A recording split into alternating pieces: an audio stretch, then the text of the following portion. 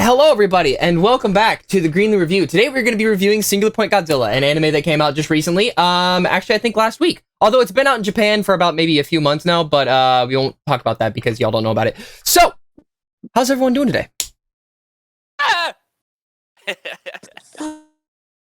Yeah, no, it's safe to say I've been looking for since the anime was announced. Honestly, Yeah, this is gonna be good. This is gonna be real good. So, how's everyone doing? How y'all doing? good. I want you to take your weather back. You're gonna keep it. We're sharing the world. Can you keep the 100? Like I'm dealing with I'm dealing with only 100 to 105 right now, and it's great. You keep the 120. I'll keep it when you guys. I'll keep it when you guys get a winter with minus 40-degree weather. Okay. Minus 40? Jesus, I couldn't do that. And global warming isn't a thing. I think snow 70 degrees is a little chilly for me. So minus 40 is the same in both Fahrenheit and Celsius. Just so you know. I'll take both of your I'll take both of your hot weather. Practice for hell. That's where I'm going. Oh, that's facts. No. I'll join you down there. Yeah, no, but those cold winters I'm used to. But the hot summers, no way. And it's only June. It's only June. It's only June. Well, at least it wasn't like how it was back in, I think, March. We just had that giant snowstorm out of nowhere. Yeah. Well, generally we have snow here, or the last little bit of snow melts in around May-ish. Wow. Well, it's Canada, so I guess that makes sense. No, I was gonna say you're up north. You're very up north. Really around October.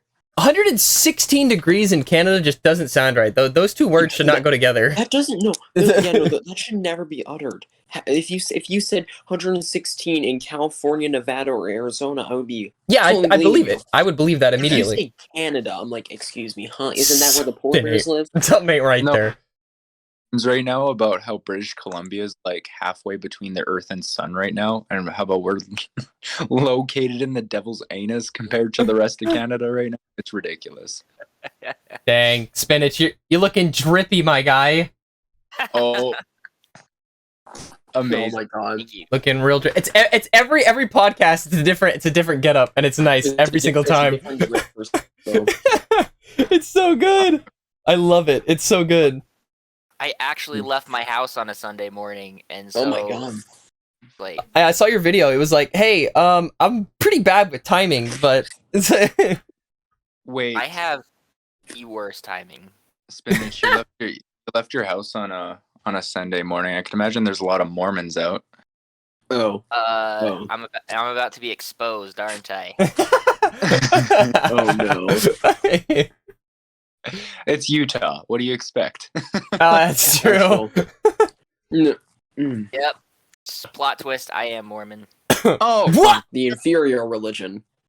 Actually, funny. You know, down there, I don't even have a religion. I can't say shit. I have family friends down there. They're Mormon too. I have one Mormon friend. He got married recently, and he's only 20. Yeah, that's not uncharacteristic of. I was like, what? 20 and you're already getting married? actually, no. That feels so weird seeing people our age getting married. Like it makes me uncomfortable. Yeah, it's like, dude, they're only 3 years old. Oh my god. See, like the thing is, like the national average for the United States, at least, is like 27 to be married. But in Utah, if you're like, I'm 23, and it makes me feel old. Like you're not married and you don't have a kid or two? Like, what's wrong with you? Bro, like, hearing my parents say, oh yeah, one of my friends from high school died. Like, imagine us hearing that. Like, one of your friends from... Like, that's gotta scare the crap out of you. No, dude. No, I've been having, like, a fucking crisis recently, because I'm a senior now in high school this year. Mm-hmm. And I'm over here, like, just trying to bear with the fact that I'm gonna be out of school soon. I'm like, oh my god. Yeah, you gotta come to terms with that real quick. I'm like, is this what a midlife crisis feels like? Is this You ain't even halfway there yet! Hey, technically, we know. never know when the life is, so I'm it's going never into the too early for military, so midlife more crisis. than like this is the midlife crisis. Also, isn't it normal for Mormon families to have like 10 kids plus? I don't know how that's 10 college tuitions! How to please the neighborhood 101. And the reason I'm asking, because if you didn't know, my dog comes from the family that went down to Utah, and they're Mormon themselves, and they have 10 siblings. I actually dated one of them. So my statement was correct. They made the neighborhood happy.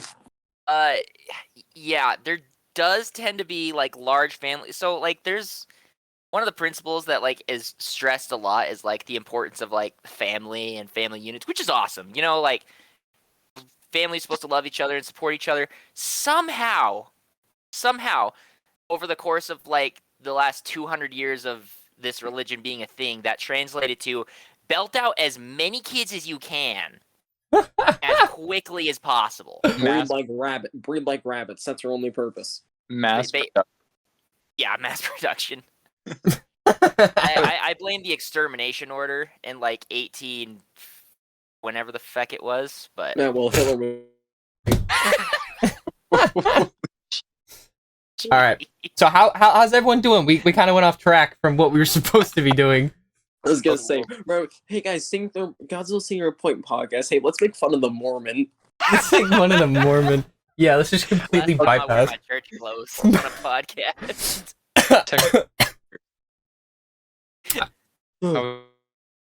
How are you doing, Tekka? You go first. I'm doing great. Like, sister made me a smoothie, got 2 burgers and some tater tots. I'm living life right now. Dang, that's nice. That's actually nice. I'm jealous. Spinach. Oh, is it my turn? Yeah, sir. Morty. I'm doing good. Like I said, I left my house today. It's been a busy week. Like 2 weeks ago. We couldn't do the podcast last week because I was out of town teaching camps, and that was insane. Mormon camps? No, so I work for this organization called the United Spirit Association, and basically what we do is we like basically set the standard of what like what cheerleader curriculum is. Like, we teach tumbling, we teach stunting, we teach cheers, we teach dances, and it was probably the most stressful week of my life, but it was awesome. Very Nice. nice. Okay, I'll go. I have the day off today, which is great. I don't have to work in this weather. Right now, I am sipping a beer. It's a great day. Yeah, that's what's up. That's what's up. By the way, yes, I am of legal age in Canada. Isn't the legal age different in Canada? It has to be, right? Well, in most of Canada, it's 18, but here specifically in BC, it's 19. Wait. You're telling me that for my birthday this year, I can totally just go up to Canada and just start drinking? Yeah, I'll get you a plane ticket. No one's stopping you. We'll send the other guys videos of us sipping a beer together. No. We gotta get all 4 of us just head to Canada and just have some beer and just drink our asses off. That'd be awesome. Oh, damn. That would be so fun. We'll take a picture of the sunset. We just all have it there, just the sunset. What would us drunk look like? It'd be really fucking stupid. That would not be a good idea. We would just start randomly screaming about kaiju just out of nowhere. Out of nowhere. Yeah, no, I'll bring you guys up at some point. Hopefully when it's not too cold. Okay, That sounds like a plan. All right. I think. Oh, my bad. Honestly, you go. I was just saying, like, I don't drink, but if I did, I'd imagine what would probably happen is that I would probably run off into the woods screaming, "Bowie, teach me to communicate with the moose." I want to be one with nature. One of my favorite things I tell people is I talk to bears. And talking to bears, I shout for them to get the hell out of my yard and do it. So I'm pretty sure they understand. He's the bear whisperer. Hell yeah. No. Man just like yells, "Get the hell out of my yard!" Then cocks the shotgun. Beer and good to go. Okay, so one more story, and then we can start. Then we can start. Okay. So I lived in Tennessee for a couple of years doing my Mormon thing, and Isn't it what? It's called a mission, isn't it? Yeah, that's Called the Mormon. Yep. So I was doing my Mormon mission, and one of my companions that like goes everywhere with me, he was from Canada, and What was his name? His name was Hancock. Carter Hancock. He's not from the same area, I think. Probably not. I mean, Canada's the same size as Europe, so Fairly large. So would make sense. But we would make fun of him relentlessly just for being from Canada for absolutely no reason at all. And hey, we came now. Nah, man, we call snowmen Canadians down here. Yeah. You got your igloos up there, huh? we came up with this entire lore of like what Canada was really like. Like there was an ancient war between the Canadians, the moose, and the bears over maple syrup. It's actually okay. No, it's more so the geese. The geese. Wait, the cobra chicken. I honestly thought that Boo was gonna be like, no, that actually did happen. Yeah, I thought so too. It's like, you're not far off. Well, then the next part is like the only reason the war ended was the great and mighty moose bear came out and Shark united variegator. everyone. I drew this monstrosity. It was like, it had the head of a moose, the teeth and like forearms of a bear, and the hindquarters of a moose. Is this just like a knockoff Wendigo? What the fuck? Basically. It's one of Loki's offsprings. Oh god. Basically, oh no. Basically, the idea is you like hockey, maple syrup, and having your dick retract inside your body. Come on up to Canada, where if the cold don't kill you, the moose sure will. That's the motto of Canada. All right, so let's talk about episode 1. Or actually, let's do what we usually do. Let's give it a rating. What do you have to say about it? One last thing. In Canada, when it gets really cold, we don't even measure the temperature off of Celsius. We start going off of Pecker scale. Oh Jesus! I just got that. That is the funniest shit I've heard all day. All right, okay, let's get to the thing. Yeah, the thing. We're almost 20 minutes in. We haven't even started. Oh my god! This is going to be a very long podcast, by the way. Oh man, how high percentage is this beer? Oh. All right, so on a rating, I don't know who wants to go first, but what did you think about it? Anybody can go. Anybody. Sure. I would give it a 9 out of 10. Like honestly, it's not just probably like one of the greatest pieces of pieces of art contributed to the Godzilla franchise, but I think like one of the greatest pieces of fiction that I've ever seen. Like the title is Godzilla singular point, but it didn't feel like Godzilla himself was like thrust at you. He came in and it was like it felt perfectly acceptable at this point. Like it was he was well established. Like there's anomalies going on. Reality is shifting. Creatures that shouldn't exist are appearing. And then he comes out of the ocean, and it just felt like an addition to, like a wonderful addition to something that was already great. Like the shit show just amplified by 20 because it's like, great, now we got this to deal with. Yeah. Oh, hey, here's literal God. Yeah. Like, Oh god. my God. But I think like, and the amount of like intellectual attention required for this show was quite refreshing. I feel like I'm a pretty smart guy, but there was moments in this show where I had to go back and like, wait, I'm still not getting this, and that was genuinely enjoyable to me. Like the amount of attention I had to pay and the amount of smartness I felt. Yeah, I'll go next. Screw it, why not? So, I would give this a solid 8 out of 10, 9 out of 10, depending on the day. I thought everything was well executed. I will say this: if you were going into this expecting your standard Godzilla flick of just like, yeah, this just means your standard Godzilla, you are sorely mistaken. It is nothing like you've ever seen. The best way I can even compare it is merging Shin Godzilla and the original 1954 together, and then just adding in even more science. They go so in depth at explaining everything that goes on. And while I know a lot of people are going to complain that there wasn't enough Godzilla, because I'm pretty sure this Godzilla has the least amount of screen time of any Godzilla in history, and yet it doesn't hurt from that. It's not punished for that. It's rewarding.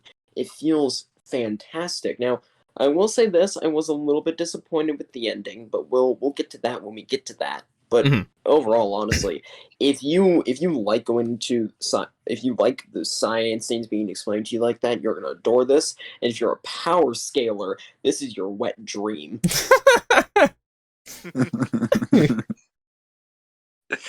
Okay. Should I go? Sure. Yes. I'm going to be 100% honest. This is a 9.7 out of 10 for me. It was beautiful. It was amazing. It is the third best Godzilla cinematic thing, whether it be show or movie. Third best in my opinion, and the best thing we've ever seen in 30 years for Godzilla. And not to mention, not only are we getting the original metaphor of Godzilla being a metaphor for disaster, but it's changed up a little bit, and he's no longer a metaphor for nuclear energy. He's now a part of Japanese mythology and going under the night parade of 100 demons. And it's just a really, really interesting take on the character, the overall rising emotion. The soundtrack is beautiful. There's absolutely no complaints I have with this. And yes, like what you guys were saying, the screen time was low, but you do not feel punished for it. Like every second is just taking you into the story. And like, yeah, maybe the first 3 episodes are a little slow, but it freaking picks up and it's worth it. Right. All right, I guess I'll go. So I have to agree. This is high up in the rating. I'd give it like 9.8. Yeah, I one up you, Bowie. 9.8 in that aspect. And the reason I say that is mainly due to the fact that from episode 1, they're already talking about the fabric of the universe. They're talking about the distortion of reality. It's like something you wouldn't expect in a Godzilla movie or anime, I mean.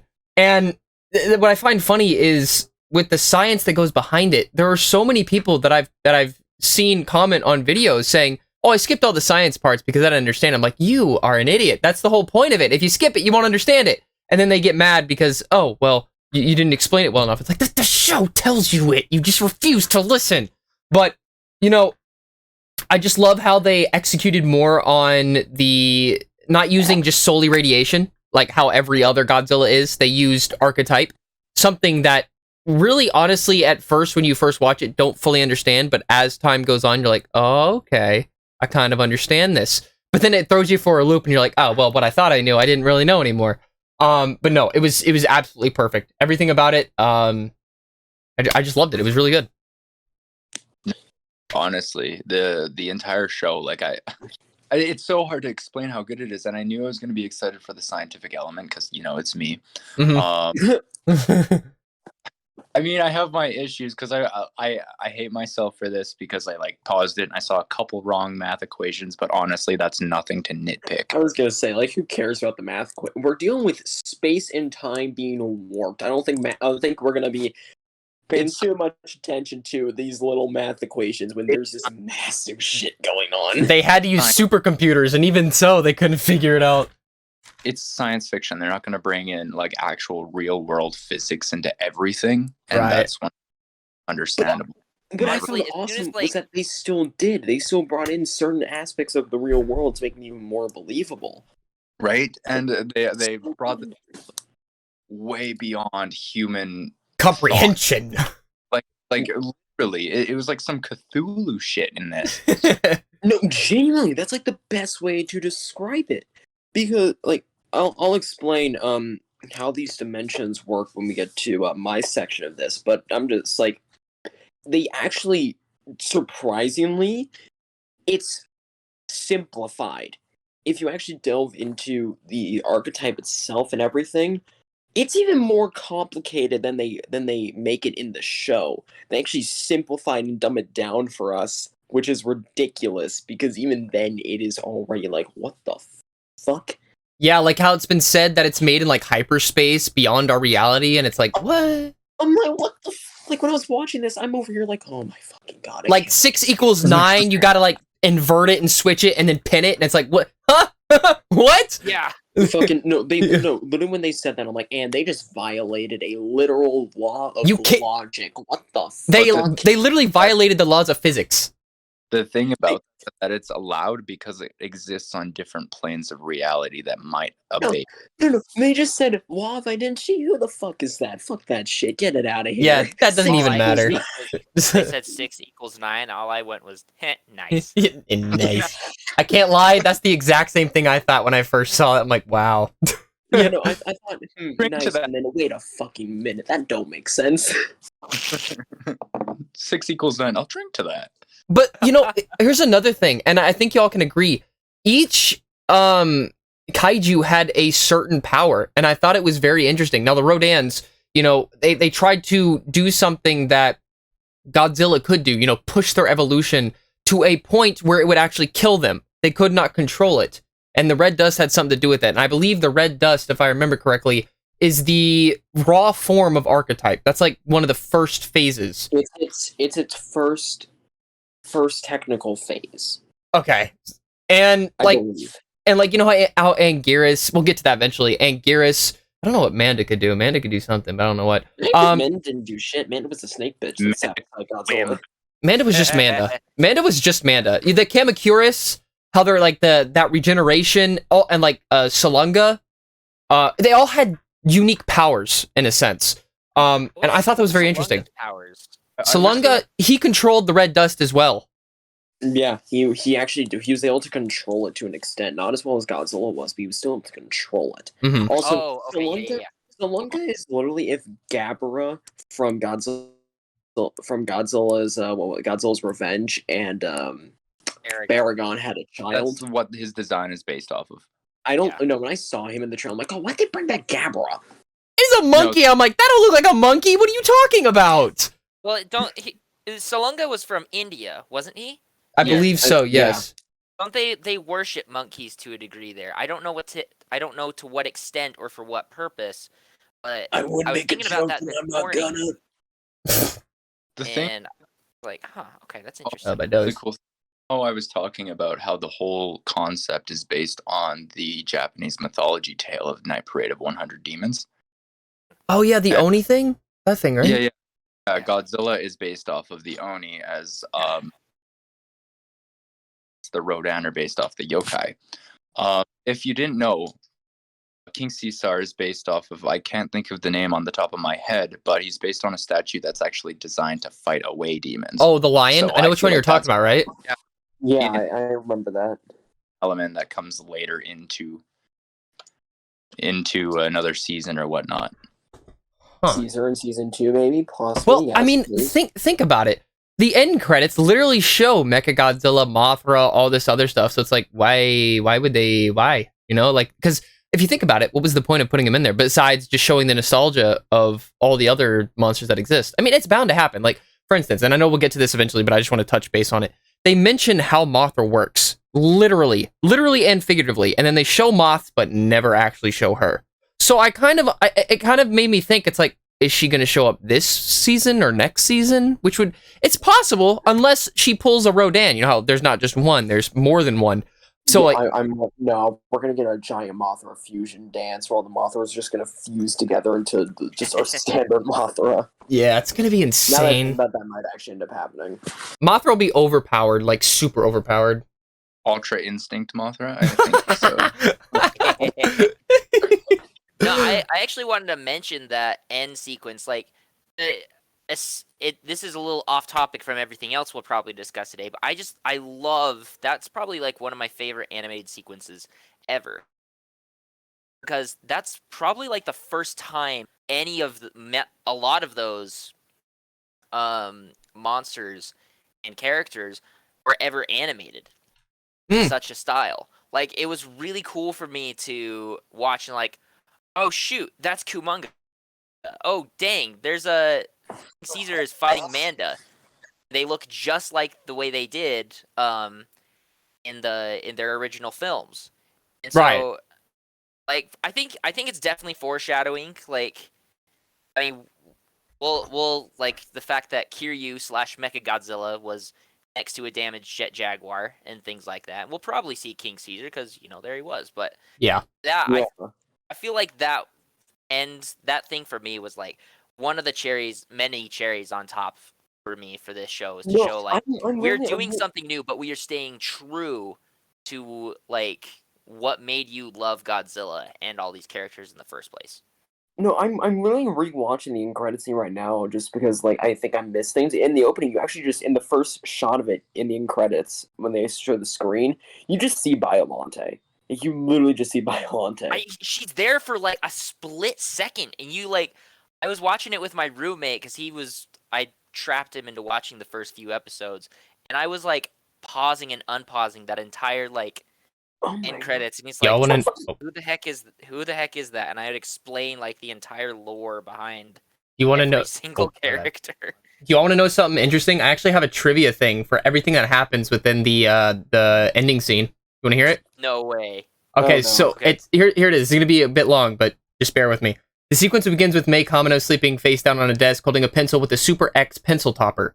One of the books on the desk features Mothra's symbol on the cover. Next to her is a portable DVD player, which displays an advertisement of Rayleigh's Orange. She is awoken by a news report, which shows a woman resembling Kayako Ann Patterson from Shin Godzilla, reporting on the appearances of several monsters from fictional networks GNN. A man and a woman are first seen standing next to a giant egg which pulses red, similar to baby Godzilla's egg from Godzilla vs. Mechagodzilla 2. Biollante, as you said, is seen floating on Lake Ashi and her flower beast form, followed by Anguirus resembling the Showa incarnation erupting from Underground City. Near Atame Castle, Miki Segusa from Heisei Godzilla series and Yuri Tachibana, Haruku Katakura and Jun Maro from GMK witness a flying Hedorah whiz past them. Finally, the Rodan from Godzilla King of the Monsters, believe it or not, can be seen flying through the clouds from a jet cockpit. I knew I loved that Rodan. Oh my god. And there's more, believe it or not. There's a lot more. Do you want to hear it or no? Yeah. Okay, all right. Don't stop. Let's go. Okay, all right. So next, May runs past several wrecked cars. Akane Yashiro, Takumutsu Yuhara, and his daughter Sara from Godzilla Against Mechagodzilla can be seen talking behind Anti-Megalosaurus force truck. May also wears a Kiryu squad patch in the next scene. A man resembling Daisuke Serizawa from the original Godzilla is seen inspecting the corpse of Megunon from Rodan alongside Mitsuo Katagiri. A crowd surrounds them composed of Shinichi Ozaki, Mayuki Oloyashi, Douglas Gordon, and Ann Otoyashi from Godzilla Final Wars. Yuji, Io, Yuki, and Shiro from Godzilla 2000 Millennium, along with Godzilla Prediction Network truck, Ichiro Miki, and his friend Sachi Karo from All the Monsters Attack. There's so many names. Jingo Odaka, Machiko Shimiya, Tomoko Tome, Shosaku Takesuki, Takashi Shima, Fumo Sudo, and Kubota, and two Nebulian agents from Godzilla vs. Gigan. The shadows of the Nebulian agents reveal their true forms. There's more to it. Oh my goodness. In the following scene, May observes her laptop screen, which displays Terzito, Gamesum, and Tigerish backward along with the letters O and D. Letters light up red to spell out the name of kaiju, including Godzilla, Rodan, Megauron, Anguirus, and Manda. A video can then see pause on her screen showing Yoshimura, Daio, Yata, and Ryota from Ibira Horror of the Deep. With Shakiris... Oh shit, I just remembered that's from Godzilla vs. Megaguirus. I just realized that. The return of Godzilla skewered on a pole. Wait, what? Oh, with the Shakiris from the return of Godzilla skewered on a pole. After this, Godzilla footprint is shown stamped on the road. We saw that's like at the very end. Ichiro, Miki, and Sanko from All Monsters Attack are being held back by the police. Nearby, Yukio, Keiichi, Miki, Fujinomiya, and Ken Yano from Godzilla vs. Hedorah, and Shakiko from All Monsters Attack can be seen observing the footprint. In the corner of the frame, Shinpei Minami and Ichiro's parents, Kenichi and Tame, are stood behind the police barricade. The next shot shows Showa Arakumunga climbing on the front of a building next to a sign with Shibonjin on it. On the ground, Zone Fighter, Zone Angel, and Zone Junior from Zone Fighter from Invasion of Astro Monster and Hiromi Ogashira, the cleaning lady from several board members of Shin Godzilla, are among the onlookers. The next scene depicts the Shiboden from Godzilla Final Wars standing below Mothra, who flies a short distance away. King Caesar can be seen biting Manda in the middle of the city. Among the fleeting citizens, Nubira, Simeon, all from Godzilla vs. Mechagodzilla, and a bunch of other names, and Jet Jaguar is holding Megalon's horn next to Kiryu, who turns his head backwards towards a similar show on Mechagodzilla. I believe Tekka said that, or was it Bowie? I don't remember. Along the onlookers of the Vagrant and from the return of Mechagodzilla. So that's that. And you also get to see fucking Burning Godzilla. Do I have to mention that? You get to see Burning Godzilla. I'm like, holy shit. I didn't see that. I haven't seen that, but that's basically so they really went all the way back in time and brought in all these characters just for that last part. Just so they Also, could her say, hat hey, was Mothra's head. we know, Al, if you love this. Yeah, exactly. They brought in so many things, and it's so awesome. Imagine if we get to see Godzilla Ultima find a burning mode. Oh, I need it. I need it. If anybody watching this stream is like an artist, make that yeah, right now. exactly. Amazing. That'd be so cool. Send it to me. I will make that my PFP.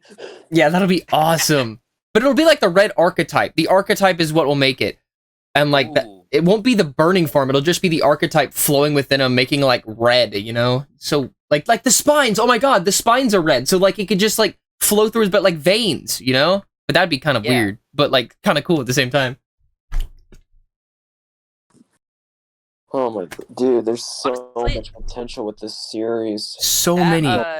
That end credit scene like made me think like so Godzilla Ultima can transcend like space and time Mhm. between realities. Like what if like this is just a multiverse sort of thing? Like we even saw Legendary Rodan. Like Right. which would be in my opinion unheard of just because like I feel like Toho still in the process of adopting the MonsterVerse into the Godzilla family. But like we get like this I think that it's possible that we could see like some sort of Infinity War or something like that crossover. I would lose Now my that you talk- fucking mind if they did that, bro. Talk about a multiverse. Think of it this way. Actually, it was one of my fans that gave me this little theory. What if the 13 different archetypes are meant to symbolize the 13 different universe continuations within the Godzilla series? Wait, is there 13 or are there more? There's 13. That oh my god, no, they are No definitely way. doing something. They are definitely doing something. I know that they are. Not is it 13 dimensions, which is already crazy enough, but it's literally just saying, yeah, no, in each of these dimensions, you just have the Godzilla series. Like, Yeah, no, there's Oh my 13 different gosh. time. But Continuation. what dimension would Ultima come from? Because he wasn't from this one, you know? Well, no, oh no, if we bring that, oh god, he's gonna scale so fucking high if we do that. then you maybe I'm he's scared. what if he's from like outside of a reality in itself? What if he reigns Until he's above? Of the space and time, he ain't out. Oh my gosh. What if he comes from a reality that he has already conquered, where basically he is all that's left? Like Well, that would make sense because remember, he is a singular point among many other singular points that are competing to be the one singular point. They're always growing. Yeah. Clearly the biggest one. Yeah, that would make sense. It would. Huh. That's a good theory, though. I like that. I heard it and I'm like, oh my god, that's amazing. That's true. That would be interesting. And here's the thing about this. I think you know how they introduce like with what Spinach said, the legendary Rodan. Even though it was for a brief second, they could literally do that in the legendary movies. Have like a Godzilla Ultima figure or have a poster of something Godzilla singular point related. It's bound to happen. Imagine if legendary Godzilla were to throw hands with Ultima. That would just bring legendary Godzilla to be like the fourth most broken version of Godzilla. It really would. And here, you know what the crazy thing is? I have to say this. I'm sorry, Bowie. They even stated in the anime itself that Ultima was not done growing or evolving. Which is horrifying. It is horrifying. He's not done. This ain't even my final form. This ain't even my final form. This what's scaring me now is if they are going to go even deeper with how powerful he becomes, what if he just outright ends up becoming just the most powerful Godzilla? I feel like that's the direction they're going. It's the season 1. It's bound to happen. Okay. Do we want to get into the scaling now, or do we want? We can do it now and then go into the whichever one. Actually, what do y'all think? What do y'all think? I don't even know. Let's just do it now. Yeah, let's just do it now. Not this Godzilla is fucked up in terms of power. Like 13-dimensional. Like that's an IRL thing where we believe there are 13 dimensions IRL. Would they be Godzilla, universes? Is it just dimensions or universes? No, it's literally dimensionality is its own thing. So like so Godzilla, because he wields archetype, he is archetype at its full power. He scales to that 13th dimension at minimum, which would also mean, because of the way dimensional tiering works, we technically aren't seeing his true body. Then, if that's the way they are going to be pushing this, we might not even be seeing his real body. Wait, is that like Void Ghidorah? I'm sorry, is that like Void Ghidorah? We would only be seeing a shadow, because the way dimensions work is as you go higher. Like, let's say you have a 3D cube, right? And you put that on a piece of paper, right? You only see the shadow in 3D cube. It's not perfectly. It's only left and right when it's 2D. The shadow would be 2-dimensional. So then the shadow is 2D and it's not perfect right angles. So a 3-dimensional cube adds in 3 dimensions, adds height. So you have left and right, up and down, which forms those 2 right angles. A fourth dimension, something we can't comprehend. We only have the shadow that we can comprehend, where there's a new direction formed that forms another new 90-degree angle. So this continues going on until 13D. And for these dimensional entities to interact, it would literally only be a shadow of them that could exist and interact with us. So what I'm starting to think is, we aren't seeing Godzilla even close to where he actually is, right? Because he's already hyper-universal. That's what the way you've explained it makes it sound like we literally can't comprehend his true form. It's like Cthulhu, right? No. If we were to look at even a 4-dimensional entity, it's theorized our minds would literally crumble. We could not comprehend that. Like Cthulhu, right?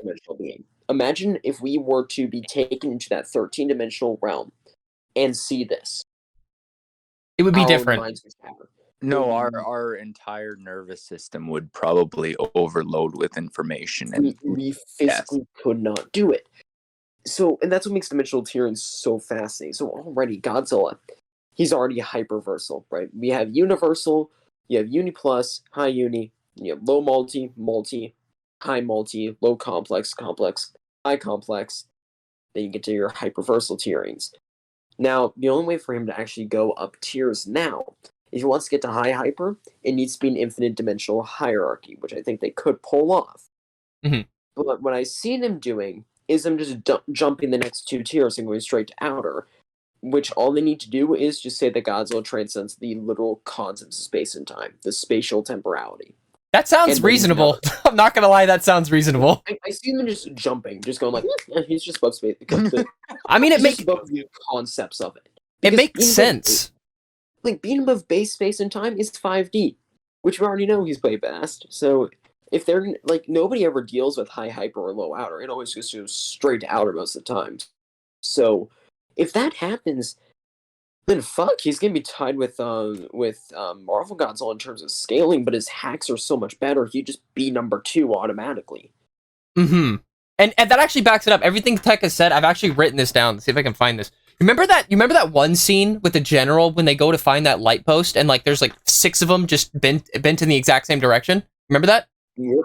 Okay, so it's actually stated that Godzilla distorts space while terraforming his ideal thing. Oh my god, I know. It's like, oh Jesus Christ. It's like we started with only time, right? We thought archetype only dealt with time.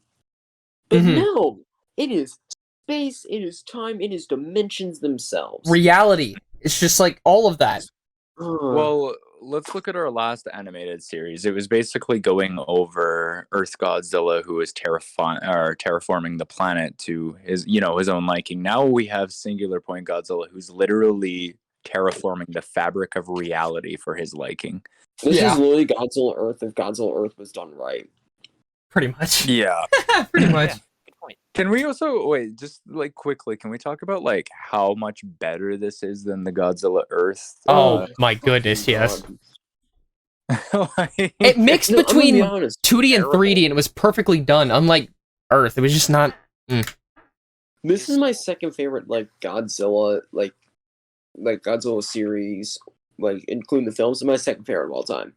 it's my third, personally. Like, I'm gonna be honest, bro. My favorite is still MonsterVerse. I don't know why. I just adore that shit so much. I adore the Okay, MonsterVerse. But like, this is so cool. I honestly think that they continue in the direction they're going. This will just be my number one. My personal favorite is Godzilla vs. Destoroyah. That's fair. My second is the original 1954. It's just, it's once again another beautiful art piece. And for me, even though I do like Godzilla vs. Destoroyah more, Godzilla vs. Destoroyah will never have a chance in the world of ever replacing their original.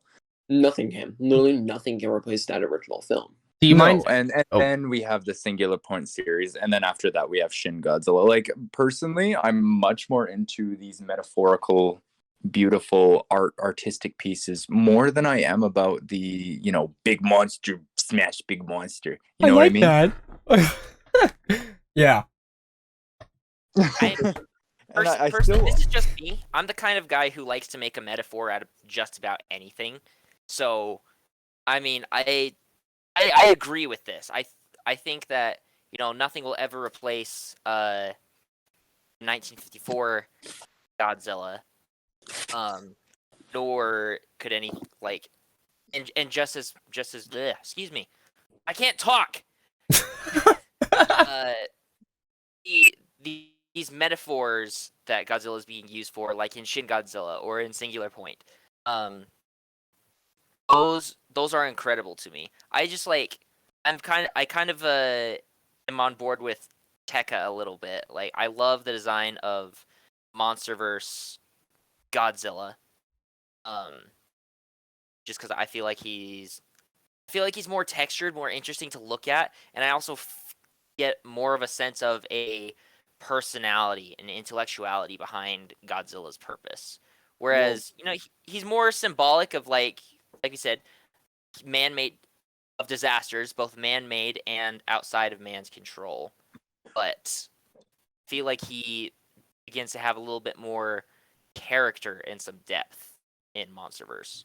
Well, the first thing that Singular Point did right, like really good, is that they changed it up a little, and instead of doing the same based on nuclear metaphor, now he's literally based off of the Japanese mythology Ninth Parade of 100 Demons, which is, if you know anything about Norse mythology, it's basically the Japanese mythology version of Fimbulwinter. It's basically the idea of an uncontrolled horde of countless numbers of Oni and yokai as a terrifying doomsday per se. So it's basically an eruption of the supernatural world onto our own, and it's unstoppable. Well, yeah, it's like what they said at the first in the first episode, the Sea of Red, and hell will be released or whatnot, destroying the universe or the world as we know it, something like that. I know this is a little unrelated, but we can all agree that basically Jet Jaguar is the main character of this anime. Oh yeah, Oh, no, for sure. Like, What do you think of him? It starts off with him, like they literally introduce him as like, yeah, he's gonna be our fun little side character. It's like, no, he's the main. He is our main character. What do you guys think? Do you mind if I go first? Or no, Yeah, go ahead. Oh, you okay. So, I found out halfway through the entire anime that Jet Jaguar. Actually, hold on. Let me give my rating. I actually liked Jet Jaguar in this one. I really did. Honestly, without him, you wouldn't have the anime wouldn't have ended the way it did. You wouldn't have gotten to where you were. Pretty much. Wouldn't have worked. Yeah, I really wouldn't have. Like, who else could you have used? So, like, it just makes sense that he's there. But the one thing I realized, and I don't know if many of y'all realized it, but him like upgrading throughout this entire anime was meant to happen. As they said, the future was predicted by the song itself. And then we find out, spoiler alert, Jet Jaguar or PP, or no, yes, Jet Jaguar PP or Pelos 2 is the song. They just didn't realize it. The answer was right in front of their face, but they didn't realize it. The song played by the Singular Point you're talking about. Yeah. Oh frick, what was it called? It had a title to it. One sec. I don't remember what the title was. It is Alapu Upala. It's Alapu Upala. Oh, that's right. Yeah, it's like, and it's spelled the same backwards and forwards, right? I thought that was yeah. It's such a beautiful song too for them to use. I don't know what it is. It was just a very calming, beautiful song. Could you imagine if like the Singular Point, like it started playing a song or something like "Shawty's like a melody in my head." What you know about rolling down in the deep when your brain goes, never gonna let you down. I would instantly let the world be destroyed. It's like, I can't deal with this. The song for the end of the world is just the Rickroll. Yeah, he just get Rickrolled. It's like Smash Mouth All Star. Yeah. It's the end of Transformers. That's the song. Correct Singular Point. Triangular point. Correct Singular Point. That's perfect. I also want to appreciate the fact that they quoted Bhagavad Gita, "Now I am become death, the destroyer of worlds." Like, and also a reference to Robert J. Oppenheimer, the creator, the father of the atomic bomb. Yeah, who in turn was like basically the reason Godzilla 1954 exists. And furthermore, they also used that same poem to introduce Godzilla 2014. So many reasons why that particular poem being put in there was just phenomenal. Why is this show so good? Right? Oh, do you mind if I add one more thing talking about we were talking about 1954. Do you mind if I add something? Yeah, Absolutely. Okay, so I love how this anime, and y'all are gonna agree with this, I love how this anime plays homage to both Singular Point and 1954 in terms of not knowing what to do. The shots or the animation that they had in some cases, you know when the city's on fire? It literally pays direct homage to the 1954 movie. And then when he shoots the beam out of his mouth, direct homage to Shin Godzilla. It's just like, nobody knows what to do with this thing. What is this? How do we get rid of it? Is this going to be the death of us all? And it does it perfectly.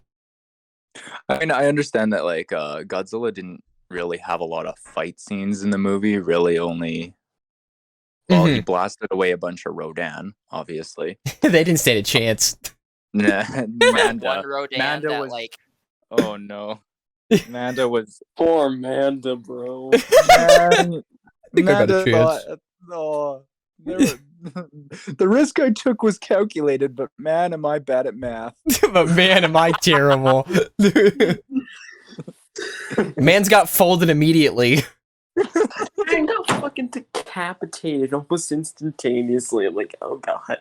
What do you guys think about Godzilla growing from 45 meters to 100? Oh yeah, it was stated by the general. I don't know. It's the archetype. It has something to do with that because he's not in his final form. That much is certain. Yeah, no, he just straight up grew. Everyone was complaining about him being so small, and I'm just sitting here like, he'll grow. Like, yeah, no, he's 328 feet. Like, yeah, he's not as big as like Legendary or anything, but he's still pretty fucking big. Yeah, no, he is pretty big. And I saw like whenever Yoon fell on his back. Heisei in Final Wars. He's the same size as Heisei in Final Wars in terms of height. That works. Surprisingly works. He's the same height as arguably the two most powerful film versions of Godzilla. Who would have thought? I got this, but man, I did so not have it. The one I sent is like when people were complaining about Singular Point being so small. He'll grow. Oh my god, guys! Whenever I hear people tell me, did you all get the video I sent that says "haha funny video"? Yes. People when they say, "Oh, Singular Point Godzilla is city level. He has no feats." Shut up. Shut up. Yeah, I enter the chat immediately. And it just looks at him, just, really? Bro, I've actually seen people do that argument. They said, oh, he's city level. They explicitly stated he's the singular point. He controls the archetype, which is the fabric of reality itself. How can you say he's city level? Anyone with even a minute knowledge of scaling just automatically knows, well, this bitch is broken. Just off of that one statement. Even if you don't dig into the dimensional theories, it's just like fabric of reality. The fuck, he's at the bare minimum uni if you don't go dimensional. If you don't go dimensional, he's just uni outright. I think it's he literally puts God into Godzilla. Like, literally. Imagine if this came out after 1998. How to put God back in Godzilla done right. Yeah. My goodness. It's the same dude. It's the same dude who says Zilla can beat Godzilla in hell. Yo, you want to know what tech? Are you talking about that video that we all got tagged in? Yeah. Of that kid who goes like, controversial topics. I wanted to stitch it and say these aren't controversial. These are just stupid, and you're trying to start a fight. You have a brain deficiency. No, do you want to see what Tekka looked like after he heard about all this archetype stuff with Godzilla? Oh no! What do you? Neuron activation.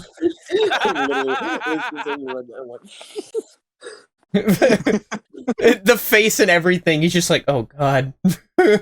No. At first, I was like, I looked. I'm like, oh, that's what I'm like. Oh, fuck. Oh, there's so much more. It's more complex than I thought. No, after doing that, his face immediately went into looking like this. If it wants to load, I guess it doesn't. Oh, it's loading. Wow. There it is. I had the biggest grin on my face.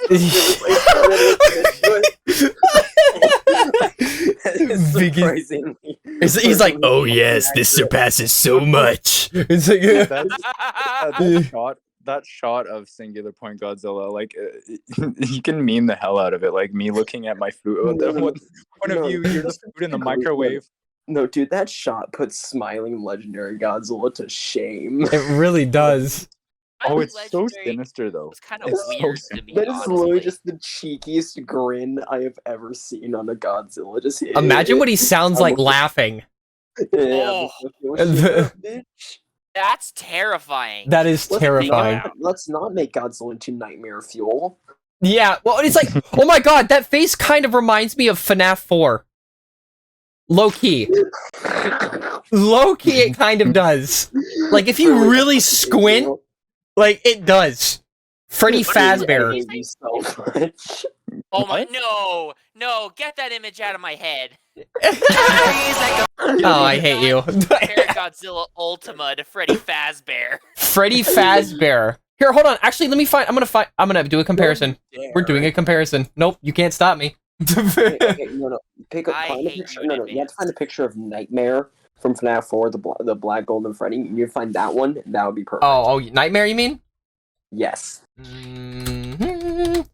Yo, guys, look at this dog I saw the other day. We're still getting off track, but you know what? Forget it. I need to call the SCP Foundation right fucking now. Hold on. Weirdest dog, eh? Hey, yo, that's a weird looking dog. You should go pet it. No, that's. And I posted it's that not a dog. I know a bird when I see it. I posted that on my Snapchat story, and someone's like, "Motherfucker, that's not a dog," and I'm like, "Weird ass cat, then." Yeah, that's a weird pigeon. That's a weird looking pigeon, man. That's what a Canadian looks like when they go without maple syrup for a day.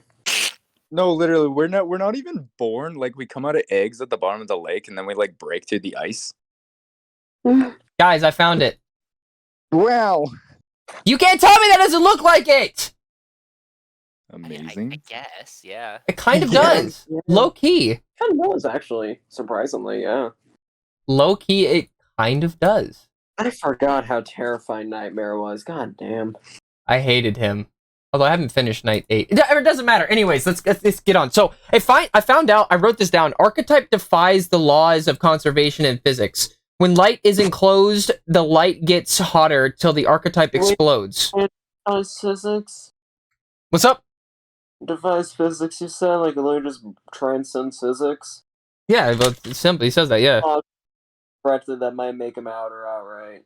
Yeah, that's actually stated. It actually defies physics. In the Japanese sub, it's actually stated in the subtitle because the English dub and the sub are different in terms of subtitles. But no, it said that. Fuck. Archetype explodes, i.e. when archetype energy increases, the light transfers more heat. The light refracts... Speak! The light refracts through time and Geras is introduced. Looks awesome. That has nothing to do with what I just said. Okay, yeah, so that's that. Grant. Yeah. You're making Tekka have an orgasm. Stop. Well, it's not intentional, but, you know, I just need to let it be known. You're putting me through a crisis event right now. Yeah, it literally, like, I think it's stated in the second episode. This defies the laws of physics. Oh my god, there's a wank in there somewhere. Yeah, so... You just want to get him to outer, don't you? Yes! I could probably do it. I wrote down a lot. So, here's the thing. It says, exists, what is it? Regeneration. Archetype is able to destroy the universe, erase the meaning of the universe, warps time-space symmetry. Hold on, I'm pretty sure we knew that. I really should have, like, rewatched the series before coming in here. I didn't. I watched it one time. I was like, that was fucking awesome. I gotta catch up on all my other shit. Yeah, it's stated by Mai while she's looking at, either when it's talking to, what's her face? Who's the professor? Fuck, what was his name? Her name. No, what was her name? Fuck. What was her name? I don't remember. Reviewing Lee. Oh, thank you, Spinach. Yeah, when she's talking to Lee, she actually says that. That's whenever Lee says, oh yeah, there's 13 versions of archetype, or 13 dimensions archetype related, and we only control 3. So that's something that happened. Rifts. Okay, so the rifts that we found, that we heard of, the singular point rifts, one was in Japan and one in India. That's where we heard Ashihara was trying to bring up the donut-looking thing. That was a singular point. Up to the surface to, do something, so. I really, was that? I really want to see... I really want to see a fight between, obviously, Godzilla Ultima and Solunga. Because Solunga seems like... obviously, I know I haven't scaled anything in this or whatnot, but he does feel more powerful than any other besides, obviously. He got bullied! What are you talking about? This man was stabbed 3 times! Yeah. I feel bad for Solunga, honestly, bro. The man got impaled 15 different times. He still survived! I don't even know how! They just started spamming those. Oh god, what were they called? I know what the name is. Hold on, I got this. Orthogonal diagonalizer. Yeah, orthogonal diagonalizer. Such a stupid name. Several times. Bootleg oxygen. Bootleg oxygen. Well, it is the direct correlation to it. You just call it that. That's basically what it is. It looks exactly the same. They really they made, when I saw it for the first time, oh, it's a fucking oxygen destroyer. Oh, that's not the oxygen destroyer. That's something else. That's something else entirely. It's bootleg oxygen destroyer. For real. All right. Mom, do we have oxygen destroyer? We have oxygen destroyer at home. Oxygen destroyer at home. Isn't oxygen destroyer I understand that they have the rights to it, but isn't it also trademarked? Or I think it kind of is. Because I know a fun fact: Godzilla's atomic breath is also trademarked, and Legendary doesn't. Hilarious. Oh my god! Yeah, my god! Legendary doesn't have access to the trademark of atomic breath, so that's why they call it heat ray. Okay, yeah. Guys, suddenly that makes so much fucking sense. I found something. Oh no. Okay, so you know the Amrita?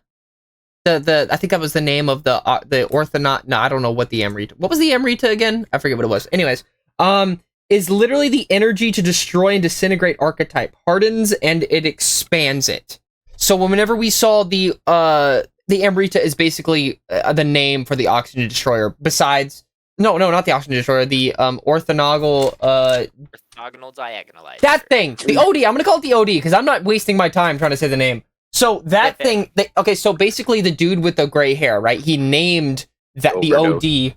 Yeah, overdose. He named the same thing. He named the OD the Amrita. That one that he's kicked into the red dust with Solunga. And so basically, the first form, because it wasn't complete, was able to expand the red dust and harden it. But here's the thing: it's not completed, so it could have done a lot more damage than we think if it got up to the 13, if they were able to harness 13 dimensional archetype type stuff, then it would have done a lot more damage. But it didn't. Was it? I might be misunderstanding this, but didn't the orthogonal diagonalizer basically take the archetype and root it to reality further down, or root it to art? I believe so. Yeah. Yeah, it did. It made it. It made it able to. Worked. Yeah, that's the only reason. I believe so. That sounds about right. So you're probably right about that. Let's talk about Anguirus. Let's talk about how cool he looked. Dude, I loved Anguirus so much. Oh my god. I love my hedgehog. Probably the coolest looking Anguirus to date. By far. Yeah, definitely. No, imagine Anguirus actually got to grow to the size of Godzilla, bro. I would. That would be insane, because he was growing, right? Yeah, no, he was getting bigger. They just showed this man. Remember, he was originally gonna be able to fit in that cage, and they said, no. He's bigger. Yeah, the power was. The powers were interesting. He really was able to see into the future to predict where these bullets were gonna fire from. Right. Exactly. That was the most brutal death in this. One of the most brutal deaths in Singular Point. Man's got shot in the face twice. Remember? Wait, was it ever explained in the anime when Jet Jaguar reverted to that toddler state? Why did he shut down before then? Was it? Oh, I know why. Okay, so the reason that happens is because of all of the what's it called? All the information from him being, actually being a part of it. He realized it before they realized it. So that's why it took him a while to actually upgrade and whatnot. He was upgrading throughout the entire series. So right. That whole it's like downloading Halo, right? On your Xbox. It's just so much storage. You gotta it takes a while to fully understand Modern Warfare. Yeah, Modern Warfare, that kind of stuff. Or GTA, loading up GTA, it takes a while. So you have to I don't think Jet Jaguar has enough space to contain Modern Warfare. Yeah, I don't think so either. No, he's not wrong. I don't care how many terabytes you put into that thing. It's not enough. It's not enough. It will never be enough. I'm not even joking. There was an update for Modern Warfare that was 100 gigabytes. What? Why? Get another Xbox and just slap 4 Modern Warfare on there. Yeah. No, literally to have it, you need to. It's the only game you have. You have to have that only game. When they started releasing those mega updates for Modern Warfare and Warzone, everyone was they're just making it so that that's the only game you can play, and we were right. It worked.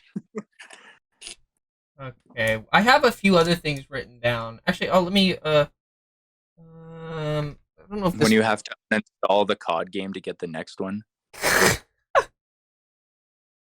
So freak. I had something good, but then I lost it. Gosh dang it. We already mentioned that each dot was a singular point, right? We already mentioned that. Mm-hmm. Okay, all right, never mind. I won't talk about it then. What was I gonna say? It was good. It was good. It was good. Stuck on it. I'm trying to replay the conversation in my head to bring it back. We were talking about Anguirus.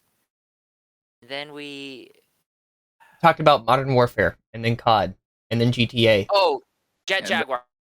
Yeah. So I think the reason that Jet Jaguar went toddler mode. I keep wanting to call it she because the voice was really feminine sounding. Yeah. Yeah. Jet Jaguar. So they said the new is old and the old is new. So from what I was understanding, basically, I think it was at that point that Jet Jaguar was already starting to reach into other realities. Well, it was also a really cute and fun little way for character development for the character. When he picked up the sound from the singular point, the Apalu Upala, and started singing along to it, I really loved that scene, and it's honestly one of my favorite scenes in the entire anime because it was just I don't know, it was just really heartwarming. It's so hard to explain. It was just a really cool scene. And to go off what you're saying, Spinach, the out with the old, or the old is new and the new is old, or something like that. I think that literally what are the words? I'm trying to English right now.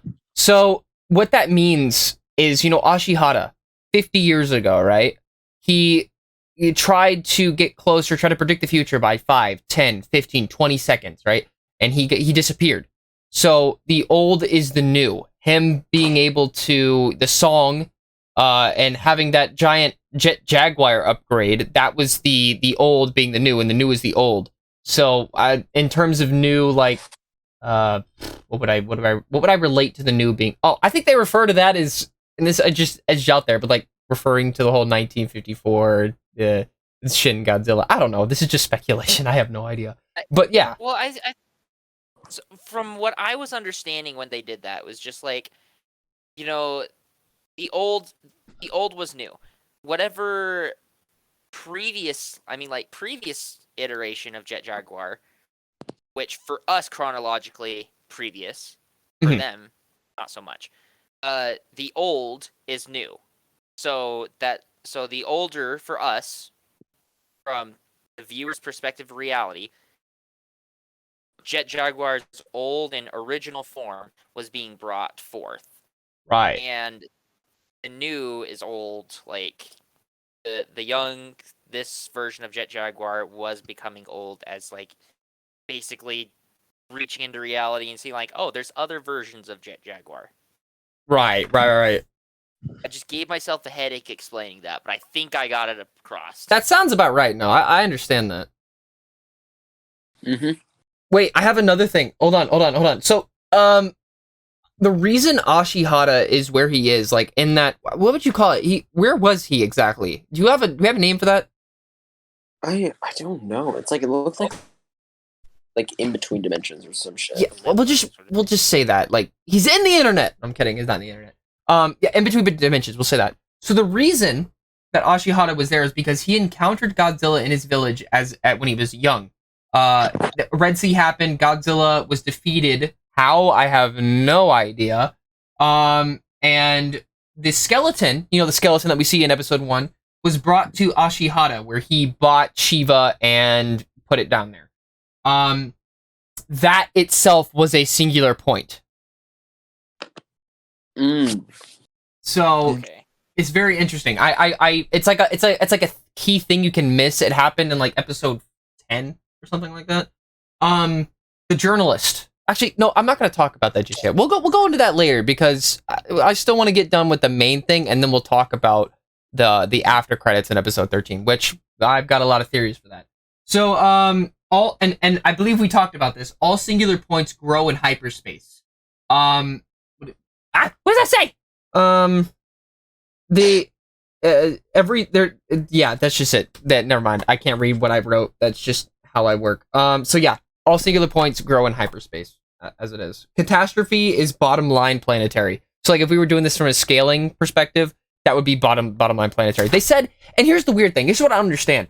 The sub says universe, but English dub says planetary, which is weird. In which episode? I believe episode 11. It's 10 or 11. Whenever Mai is trying to talk to the woman with black eyes, it's like, yeah, if this happens, then it'll destroy the planet. But then in the sub, it's the universe. Just super weird. Here, think of it this way: if something like a black hole, like a giant black hole, was hurling towards our solar system, we'd only say, like, people on the news and whatnot would only say, "Oh, it's threatening human life. It's threatening the human existence," even though it's threatening way, way more than that. It's basically just a different perspective of things, right? Right. Yeah. Because yes, a reality destroying black hole would probably take out our solar system, right? Right.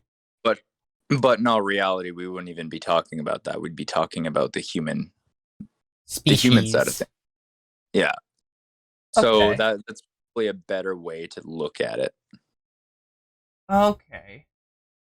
Because there's even like things with that going off of Godzilla versus Destoroyah. It's interesting. Why did I write down the song was the orthogonal diagon OD? Is that true? Wait, I don't know if that's true. If the No, wait, that's right. Jet Jaguar was the OD. Mm-hmm. The overdose. He was the overdose. The song. Oh, Him. Yeah. Interesting. I forgot about that. Funny. So much in this show. There's so Honestly. much, and I can't wait for another season. Oh my gosh, it's so good, and I just want another season so I have something to watch. Okay, what did y'all think about the Rodan designs? At the first I was a little confused by them, but now that I realize that they're all really small, and it makes way more sense to me. Yeah. And personally, like, the Rodan are obviously written way different in this than they've ever been written before.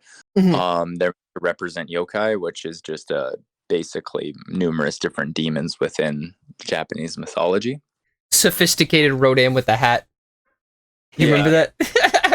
I bet you anything with Solo. It's That's solos. Pretty much. Can't argue that fact.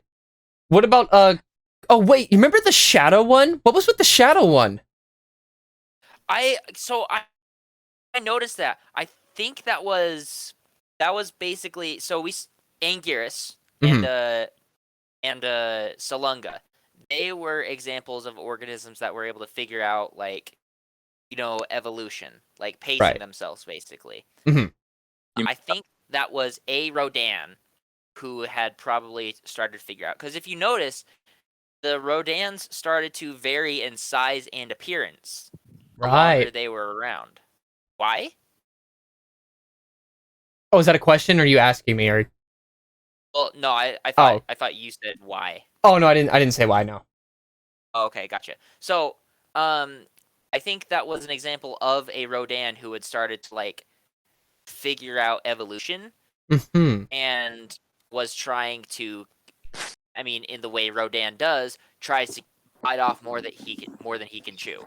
Right, because as we saw, the Rodans they tried to push the revolution so far that they would actually kill them.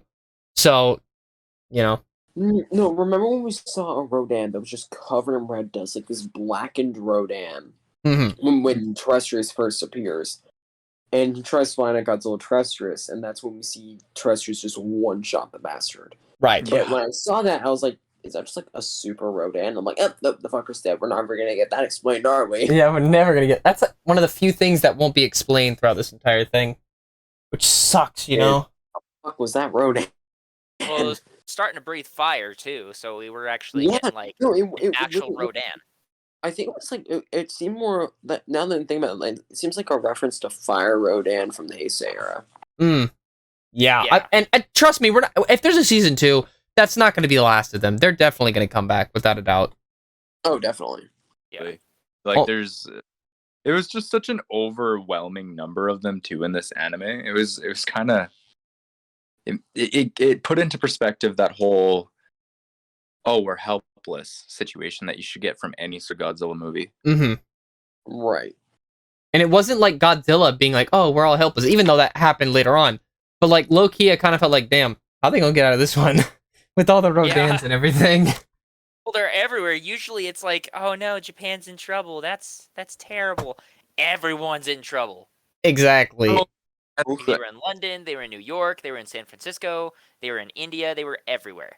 And I love... Well, no. Oh, keep going, my bad.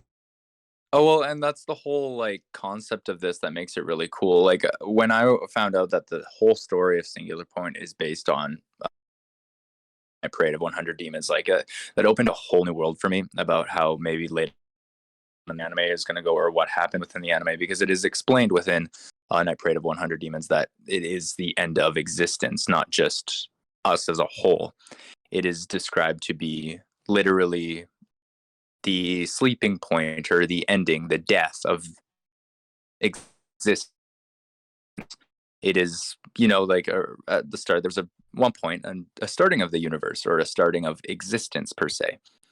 This is supposed to be the end, not just of our planet, not just of our solar system, not just of anything. This is existence as a whole. Yeah. Right. I'll keep going, my bad. So I believe that that's the whole idea behind it, is that that's the doomsday and Singular Point, is that it was to end existence.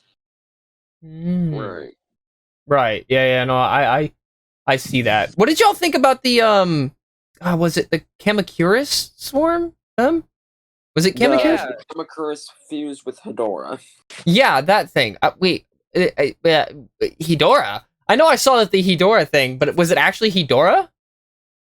I don't know. That's the thing. It's like It looked just like Hedorah. it was Kamakura. No, my take of it was like, is this just Kamakura, or like it seemed almost like it was Kamunga, Kamakura, and Hedorah all merged into one. I was like, Turns out they were all just a swarm of Ebra or something.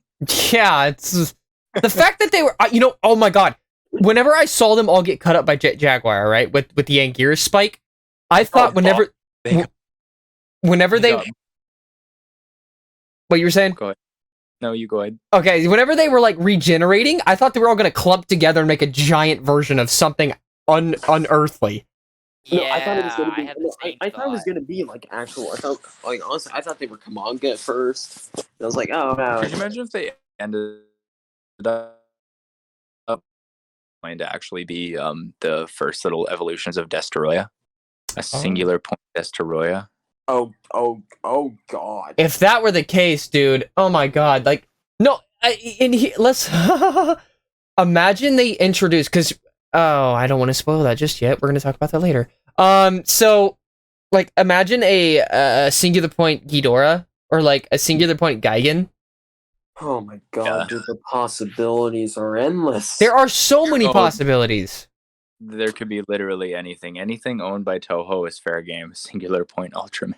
Singular point Ultraman? Oh, Jesus. No, that's Jet Jaguar. No, now that Jet Jaguar's destroyed, Jet Jaguar's gonna come back as Ultraman. No, yes. Oh, man. That would be insane. But here's the thing. Here's the thing about that. I don't think Jet Jaguar is dead. Nor do I think Godzilla's dead. They're definitely not. They can't be. We're having a season 2, right? So... Yeah, like, why would you kill off your main character in the first season? What the hell?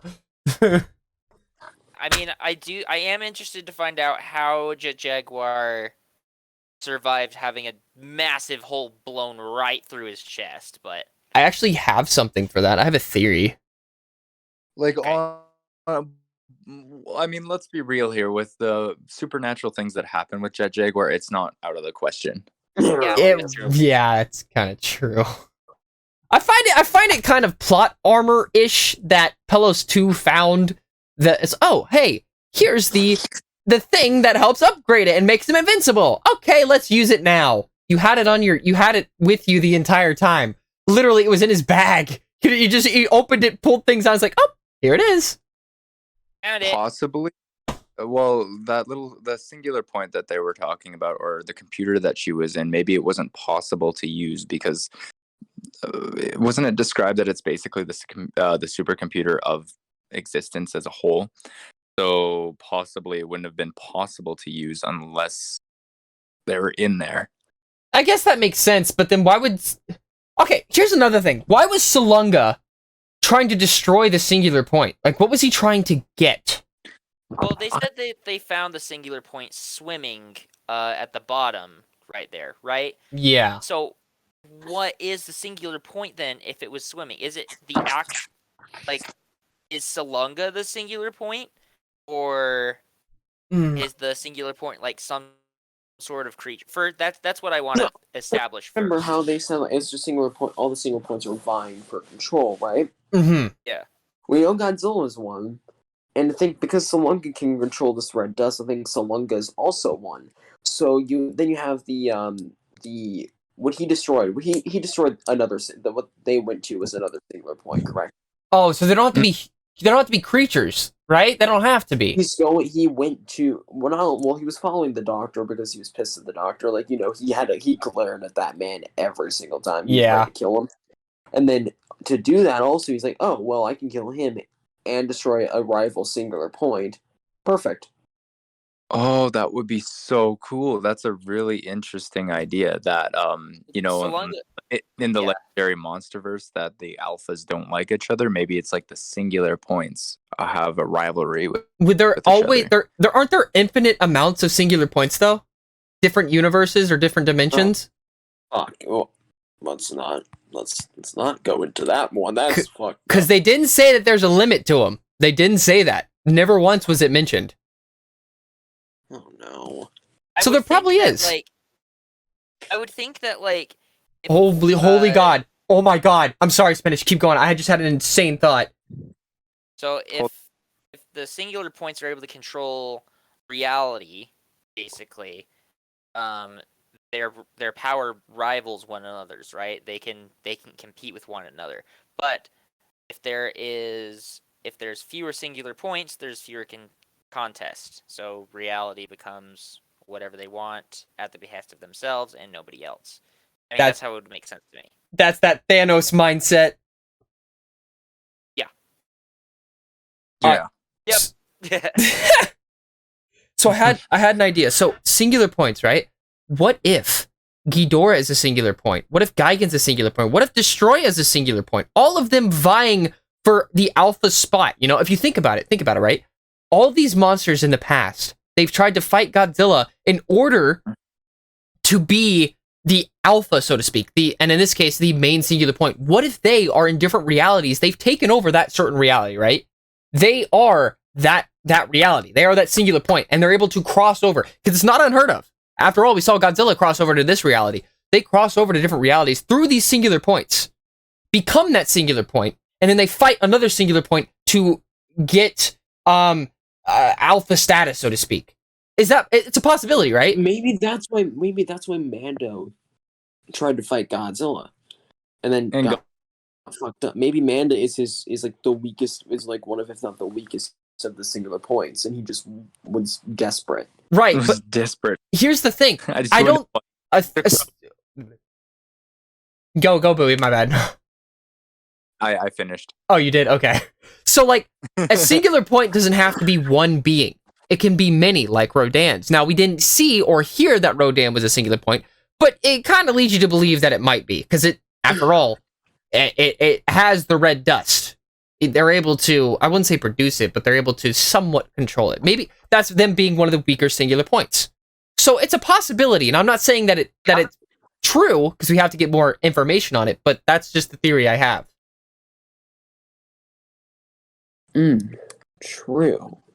So, Tekka, I just wanted to ask a couple questions about the scaling of this. Is like every kaiju or monster in this anime, they're all well, they're all broken, and it's like Godzilla is we're never shown that they all have the capability to fully control archetype. The only that we know has that is Godzilla, so he's only making concrete. Say at the hyperversal level. I will interject though that the fact that Salunga and Anguirus did not die immediately, it's easily inferable that they can control the archetype to the extent to allow them to evolve. I was actually about to go into that. I believe Salunga, though, can come close. If we find out more information about him, he can very easily come close and get to that high level, because we know Salunga is shown to control the archetype and is a singular point in himself, just out and all that good stuff. So very easily he could get to that level that Godzilla was at, just a lower level of it. Oh, can we also talk about the bioevolution of Godzilla? How when he was getting shot at with missiles and the big, like, long pieces of flesh would come out and grab him? Oh, dude, that was sick. Venom vibes. Oh, that was awesome. Wouldn't that add an extra thing, like an extra fun point to composite Godzilla? It kind of would. Oh, because yeah, it really would. It would, like, it wouldn't be a broken ability, but it would still be an ability to add nonetheless. Right. Does Singular Point add pretty broken abilities to Comp Godzilla? Well, it makes the instantaneous adaptation of Shin Godzilla even more broken. Oh, there you go. I mean, we're just gonna make it even more fucked, because now not only is he adapting and shit, he's now fully evolving now and literally just changing his makeup. So it's like it we just add another layer to the shit. And the thing about Shin Godzilla's adaptation or metamorphosis is that he had to stand still for it. He had to go idle, as so does Singular Point to an extent, but at least he can do something while he's in that state. Right. I got a question for you guys. Yeah, exactly. Maybe I'll. So I can imagine that wait. helps a lot with that addition to. I got a question for you guys. Oh, sorry, my bad. You keep going. Go ahead. I finished. Okay, so here's the thing. As I was going to the restroom, I started pondering. So, what if Godzilla, right? The reason he only did as much as he could is because we lack the amount of archetype within our own reality. Meaning, if we had more, because we only control 3, if he had more, he could have done a lot more, and proving his worth being as strong as he is in our universe or in our reality if there was more to it. You know what I mean? Yeah. I hope that made sense. Like the lack of archetype just makes it to where he can't use his full potential. I mean, also the fact that okay, but It's the fact that he's literally just a shadow if we go by full dimension. right, yeah. Just a thought. I don't know though. Oh wait, you know how like Darkseid in DC has what do you call them? He's got avatars. Mm-hmm. Is there a possibility that could be a thing to Singular Point Godzilla? Fuck. Just an infinite amount of avatars for Singular Point Godzilla. Well, it's not far-fetched. It's the same thing with the singular points, an infinite amount. It's possible. Yeah. No, literally, because that's what I was thinking of when we're talking about that being a shadow or whatnot. I was thinking of avatars, and that would be something. Huh. Yo, someone asked, how was the lullaby important? I think because they had to like that's how they figured out everything about Godzilla and how they figured out everything about upgrading Jet Jaguar, because they had to like compose the lyrics and whatnot and make code out of it. And Yeah. I wrote down the song was the OD, which then was infused within Jet Jaguar, who had already existed before in the past, which is why he was able to, I guess, decode the code, so to speak. So that's what I remember. yeah. So yeah, that's what makes it important. Someone else asked, what are your thoughts on Godzilla's forms looking like the past kaijus he fought? Like first form Titanosaurus, second Baron, and the third Gorosaurus. Ooh. okay. I think that's very interesting. I didn't even realize that. Yeah, no, I thought it was Titanosaurus. I when they don't showed the trailer. I don't think Godzilla's ever fought Varan. Not that that's important, but well, he's seen Varen at least. yeah. That just goes to what's it called? To further your theory on the 13 dimensions being the 13 eras that existed within Godzilla as a whole. Here's a random fact. I know it's not related or anything. Do you know Varan's only 60 feet tall in the Showa era? Really? Yeah, so he's 10 of me stacked up. 10 of me stacked up. Yeah, he's not tall. Big. He's not big. He's a very small boy. Very small boy. He's a fine boy.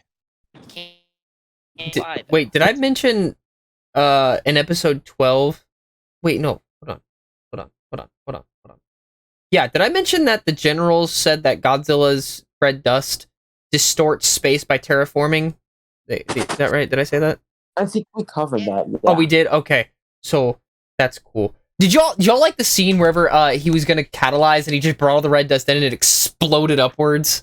Like into a giant hurricane-esque form looking thing? That was just ridiculous. It was so cool. It's so awesome. A whole ass supercell. There's a whole ass supercell forming from the red dust. It was so cool. Yeah, I actually liked that scene a lot. Like the sound that it made was just like, whoo, that's kind of nice. Yeah. Oh, even the general. It's mentioned like for like half a second that Godzilla will destroy the universe if the catastrophe happens. In the dub. Oh yeah. Well, you guys know the storm that he made out of the red dust, eh? Yeah.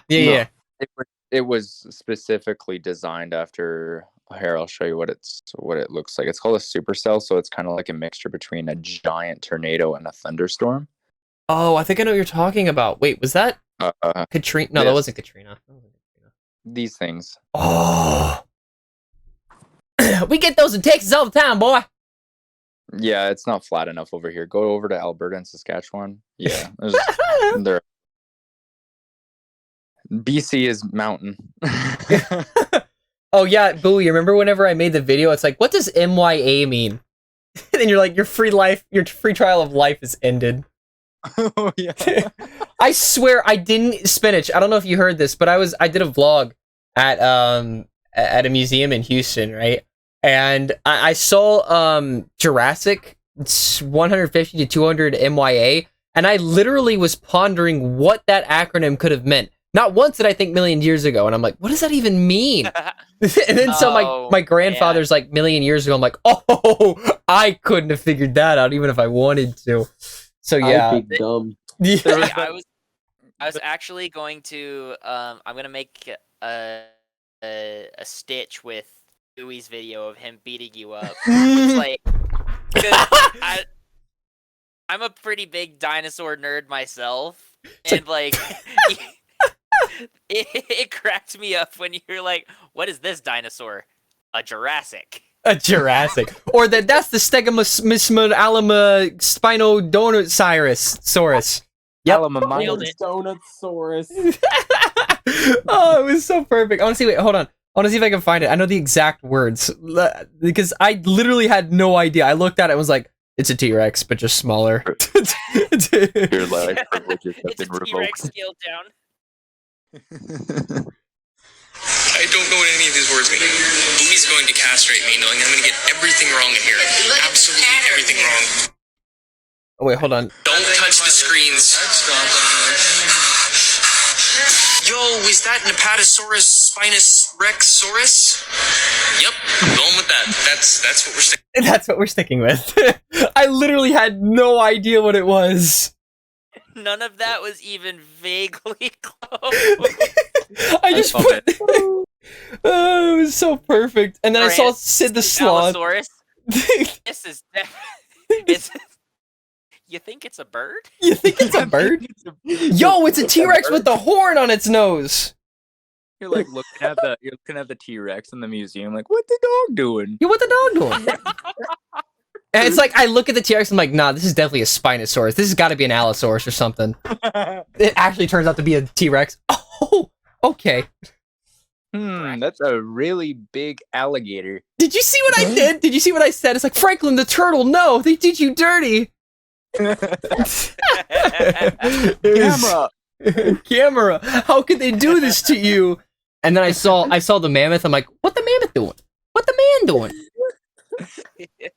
And then I saw our ancestors, all the monkeys. I'm like, it is our ancestor, the monkey.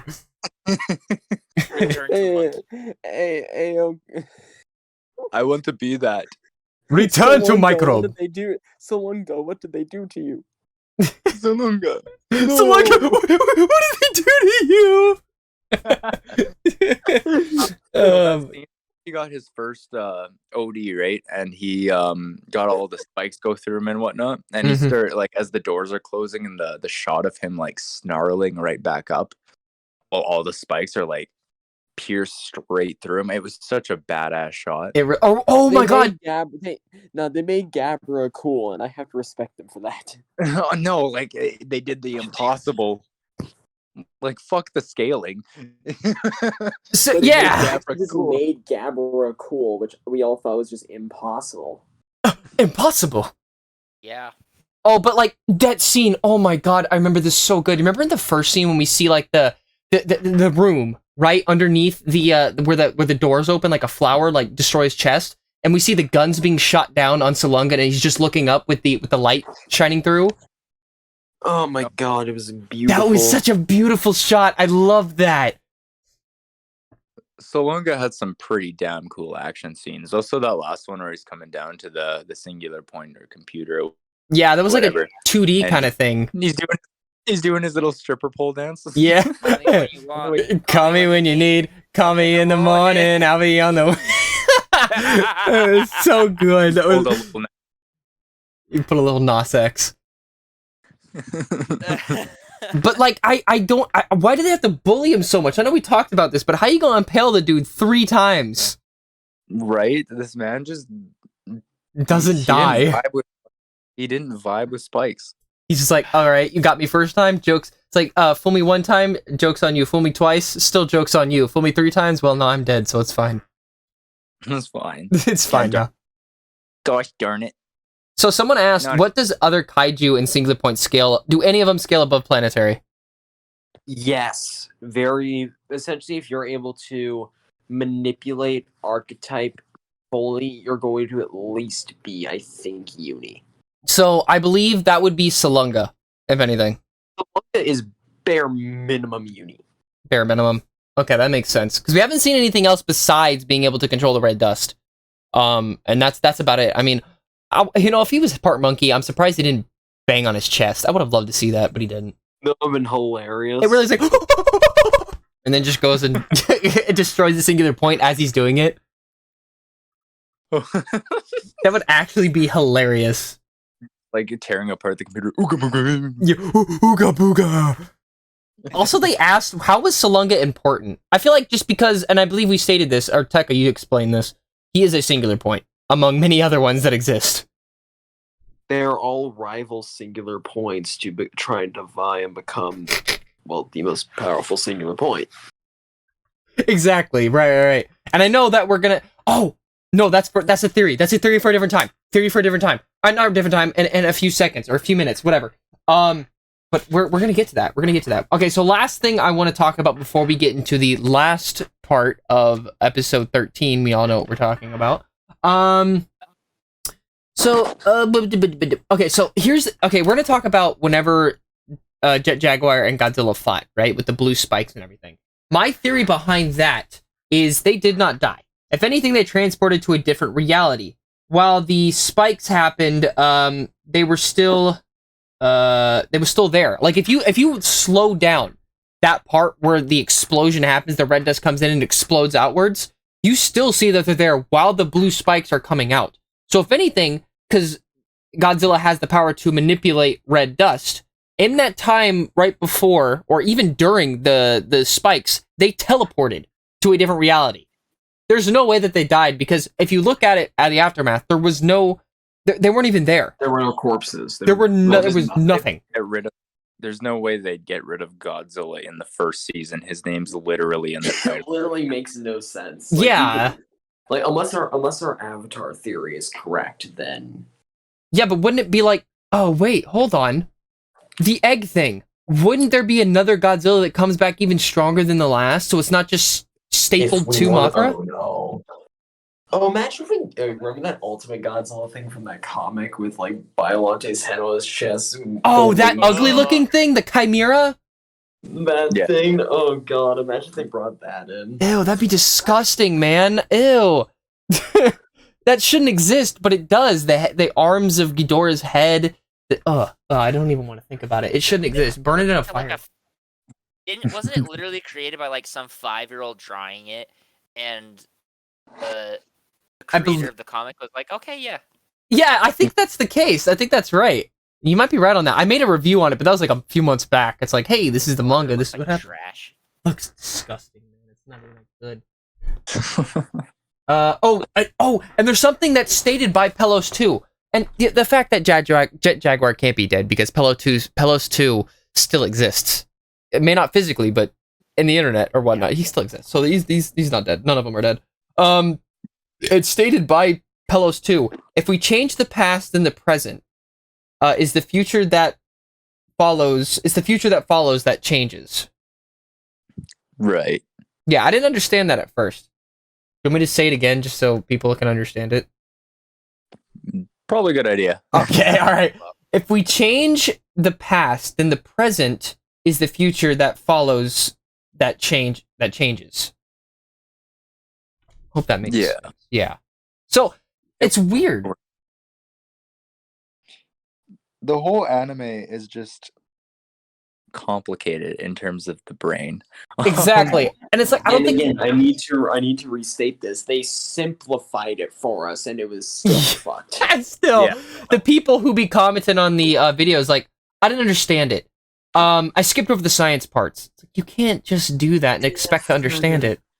Like, what It's the a show, fuck? like, its very themes are rooted in science. You can't... Exactly. Like, you can't go without it. It's what's needed to actually understand everything. Right. Yeah, you really need it for the scaling aspects of these characters. Especially, but like even then, like take out scale and stuff, you need it to actually understand what the fuck is happening. I think it was structured more towards people who are like older, not kids, mainly for the fact that If you put a child in front of that, their head would explode. it's like, I don't understand it. Daddy, what the fuck? It was pretty gory too, the entire anime. Oh, that one scene with the window, you know, the building and the blood just splatters on it. Yeah. I remember that. Also, Wait, the professor that? literally. When was that? Oh. Eaten. Oh, that was when Terrestrius was bombed. Oh, yeah. I remember No, now. I remember what the fuck. Like, I was half expecting them to show her getting eaten by a Rodan. The professor, I was like, oh shit. Or that dude getting eaten by an Anguirus. Remember the mayor dude? But like Anguirus just completely disregarded him. Yeah, no. When Lee went to save the cat, like, oh, she's fucking dead, and then it's like they cut away from it. And they only showed May's reaction, like, ooh, how bad was that? But then it's like, you see the cat running away. It's like, well, I mean, she got the cat. Yeah, at least she got the cat. Yeah, it's some random. Why? Imagine dying for some random kid's cat. Honestly, hey bro, we like animals more than we do people. Let's be honest. yeah, I don't like people very much. That's how- All right, let's talk about the after scene, episode 13. Y'all go crazy. Mecha Godzilla. Kiryu meets OG Mechagodzilla. Seeing Kiryu, oh my god, dude, Kiryu's just my second. No, Kiryu's my second favorite kaiju of all time. The second to only Godzilla, and seeing him, I was like, oh my fucking god. Oh, easily.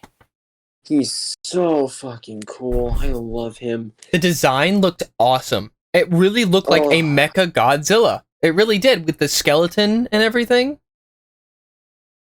Dude, No, and just seeing him like in his likeness from Godzilla against Mechagodzilla was just so good. Like he had all his weapons on too. Oh yeah. Little nostrils and The X's all over him. yeah. I posted a video of just putting up the OG Mechagodzilla. I'm like, I'm just gonna leave this here. Not gonna explain what, but I'm just gonna leave it here. To see another season of this, like I just wanted to come out. Yeah, no, for Dude, sure. in the first episode, when we got the reveal of that Godzilla skeleton in the basement, my immediate thought was, oh my fucking god, Mechagodzilla's coming back. Yeah. Honestly, the same thing. As soon as I saw the skeleton, I'm like, oh, Kiryu. Yeah, easily. Oh my goodness. Same thought here. Dude, imagine how awesome a just full singular point Kiryu would look. Oh my gosh. Oh my god, I need it. I wonder how the fight would go, because like, Godzilla needs to use his arms more. I know they're like tinier, but like he needs to use them more. He only spammed the atomic breath. That's like, pretty much it, yeah. Like I wanted to see like the best thing was like, him using his tail and biting, but like I wanted to see him like actually, if he evolves more, just become a brawler. Because he's did you enough to do so? Like he's big enough to do it. It's true. Did you guys have you guys seen the 3D model of Godzilla singular point? He actually does have pretty lengthy arms that he could do. He does. It's just that they're skinnier, right? They're a lot scrawnier compared to everything else on his body. So it's like, yes, but it's like still he has them like curled up, like almost protectively, like the same way that you'd like sheath a sword. Imagine that if like he was fighting Jet Jaguar, just smacks the shit out of him out of nowhere. Just yeah, like the tail is so big, so like he couldn't even like it makes up. It's actually longer than he is, I think. So like the fact that he didn't that tail. I'm like, I looked at him like, all right. The tail's huge. It's giant. Massive. You guys, obviously, I'm assuming you guys have seen the SH Monster Arts version of How him. much is that going to cost? Oh, it's. So I think much. it said like $112. Worth it when it comes to US. I am buying Like, it. I don't immediately. understand. I'll be You like, see this? You see this tail? It's longer than he is. oh my, dude, that figure just looks so good. No, It does. No, He okay, could probably wrap. Honestly, he could probably wrap his tail around him. As Twice. a fucking scarf. Like, No, really quickly, like this is gonna be like a little bit of heresy. I'm like massive Godzilla fan. I don't have a single Godzilla collectible, and I feel so ashamed. I own one. Like, no, I want to go on Amazon and buy that NECA burning Godzilla from King of the Monsters, just so I could say I have it. I own a Funko Pop of Godzilla, but that's about it. No, Yeah. no, I'm like, I looked at it, I'm like, I'm such a big Godzilla fan, yet I don't have anything. I just have Gundam model kits. I just have a shitload of DVDs. That's my main thing. I just have a very big collection of DVDs. Yeah. Yo, I have a jacket and a 10-inch Funko Pop. I love that. I have 24 out of all 11, or 24 out of 35 movies. guys, can we talk about how I know we talked about this a little bit, but the design is so perfect. Like the white scales, the red veins going through it, like that is so intricate. It's so good looking. Right? No, I love this design. I know a lot of people didn't really like the look of the face in the beginning because of how big his mouth was, but it's really grown on me. Yeah. Yeah, I just love the white going down his back. It's just so cool. Well, and the texture design, like his. Well, we all know that the original Godzilla, like they designed his skin to look like he was burned by atomic radiation. They did that, but they gave him like appropriate texturing. Like he looks like he has scales. Whoa. He looks like he's got spikes, but he still has that texture on each of those scales that give. You guys homage there? to that original Yeah, we're design. still here, man. Is he not here? What happened? Bro, are you good? You good? Did you die? Bowie, are you good? Yeah. Oh, am I alive? You're alive. You're here, man. Jesus has not claimed you just yet. Did the man like fucking black out? Are you good? How many beers did you drink? Is it that bad? Oh no, I get it. Because somebody else called me. I'm sorry. Oh, so you're good? Oh. You're good? Yeah, I'm good. Okay. Spinach, what were you saying? I mean, I was just saying that like, he has a good mixture of like he still has like that textured skin that's reminiscent of classic Godzilla like designs, but he also has like scales. He's got spikes. He's interesting to look at. Right, yeah. And here's the thing. I just had a theory. Tekka, this is more geared towards you. Although it could be the other ones. So you see the red in his spines? You see that? Hmm. So what if the archetype, the more he uses it, or the more higher versions, it actually fills up the spikes. So if anything, it's not white, it'll be all red. Full power being all red.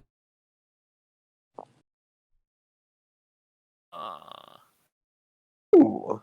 That would be interesting. It would be. Like, it just fills up like a vein with blood, right?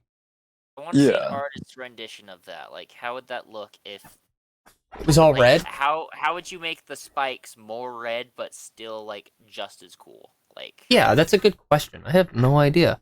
And again, the thighs don't lie, boy. Look at them thighs. Look at them thighs. Look at them thought thighs, boy. Legendary- we thought Legendary had those thick thighs. Who beats him? guy- Every day is leg day for this guy. He does leg day in his sleep. Pretty There's also much. This 3D model of Singular Point Godzilla. I know it's not obviously made by Toho, but what do you guys think of it? Because I really do like this a lot. A little bit thicker arms and I like it. It looks cool. Yeah.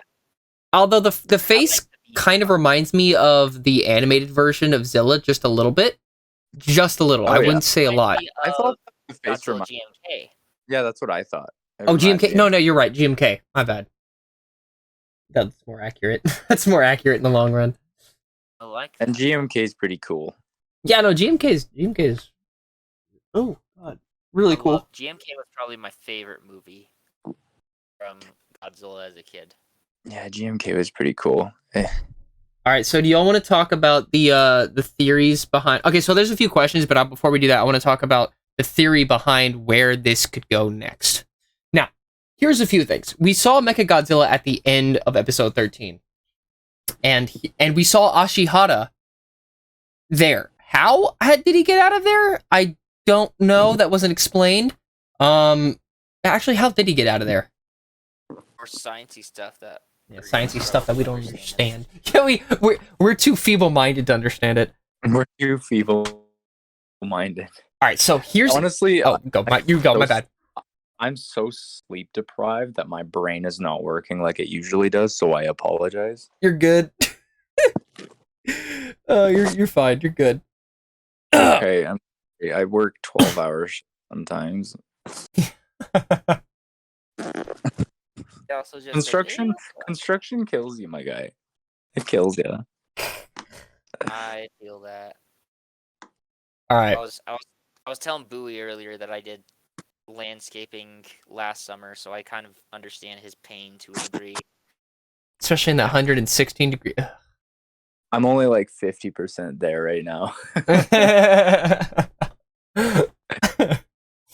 All right, this is for all of you actually. Inteka, this is probably scaling related, or could be maybe. So my theory behind episode 13, Mecha being introduced for the next season, is Mecha's created a Battle Godzilla when he is reborn. He is an anti-singular point. Okay, he's going to use this to go against the singular points. The humans are going to use Mechagodzilla to destroy the singular point, so they don't have to worry about it. Now that what is this? Oh crap! Something is discovered. Now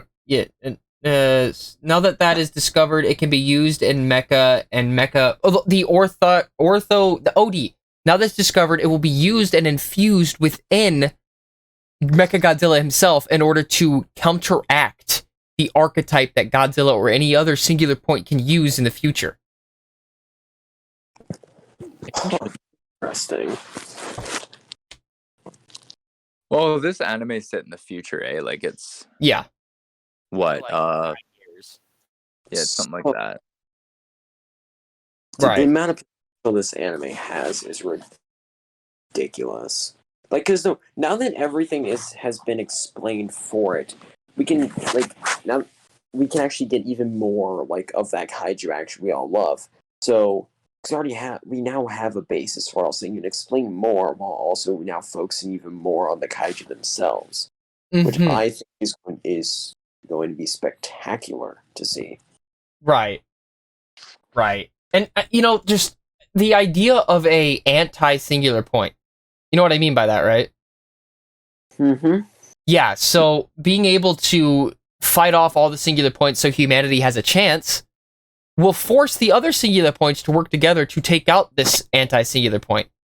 The single points views. Oh yeah, or that. It's like galaxies colliding with each other and then becoming one or something. But Right. It's very interesting. The idea. Godzilla Ultima summon like Shin Godzilla or something like that. He's like an army of Shin Godzillas. Oh my god, man. Could you imagine if he gets he starts growing more and more and he becomes 600 meters tall or something? Just Oh my god. He he's double Earth Godzilla at one point. oh fuck. Bro, someone legitimately said, what if Mecha kills Godzilla and then the anti-point, aka King Ghidorah, awakens and starts destroying everything, so the humans have to revive Godzilla, so Godzilla puts Ghidorah back to sleep. Or in his place. But then, how would that relate to the Mechagodzilla? Because, the Mechagodzilla would be used to counteract the singular points as a whole, I believe. Yeah, I agree. So it's a bit confusing, because, what the anti-point, I think Ghidorah would still be a singular point. You know, just because Ghidorah is inherently evil doesn't mean that, you know, all singular points are just evil. You know, Godzilla. Oh, my bad. You keep going. Ghidorah's also like labeled and is pretty well established as Godzilla's arch nemesis. That's just always been established since the Showa era. Right. So it just wouldn't be far-fetched at all for him to be another singular point. Right. Like he has to always be either on par or a step ahead of Godzilla. Yeah. The only time where he was a step down was GMK. That's yeah. Well, actually, no. Technically, Heisei too. Heisei got body. Yeah, Heisei got body. You're right. But GMK Ghidorah was isn't GMK Ghidorah the weakest? Oh yeah, he's the weakest Ghidorah. Like very, very easily the weakest version of Ghidorah. Got murked twice. Like Salunga. He's still GMK doesn't scale very high. Oh. He become King Ghidorah, and then he got murked again. Wait a minute, guys. I have an idea. So someone said something, the anti-point could be Destroyer, and that got me thinking. Since the OD is structured like the Oxygen Destroyer, that could, in fact, from the red dust itself, create a Destroyer. Do you think? Interesting. Honestly, I think because the red dust stabilized is in of itself like the ultimate weapon against the kaiju. So having it be like Destroyer would go along with the Oxygen Destroyer message that Destroyer has in the original. Oh, that'd be so interesting. It can wield the hardening of the red dust and use it as a full weapon to an extent that the man-made version could never do. I mean, it's red. Destroy is red. Maybe it's like that's like borderline. That's not even really going theorizing into it. But I mean, they're both red. Red dust red. Therefore, red dust. My left eye is green. Gigan's coming back. He's now blue. Sun is yellow. Ghidorah confirmed. Yeah, the sun is yellow. Ghidorah is confirmed. That's actually funny. Oh. There's 3 storylines. Oh, that means Monster X is coming back. Oh wow! Oh my god! Big Rodan? Big Rodan? All right, so Tekka, this is a question for you. Someone asked, 2 things actually. Will Jet Jaguar return, and what is his scale?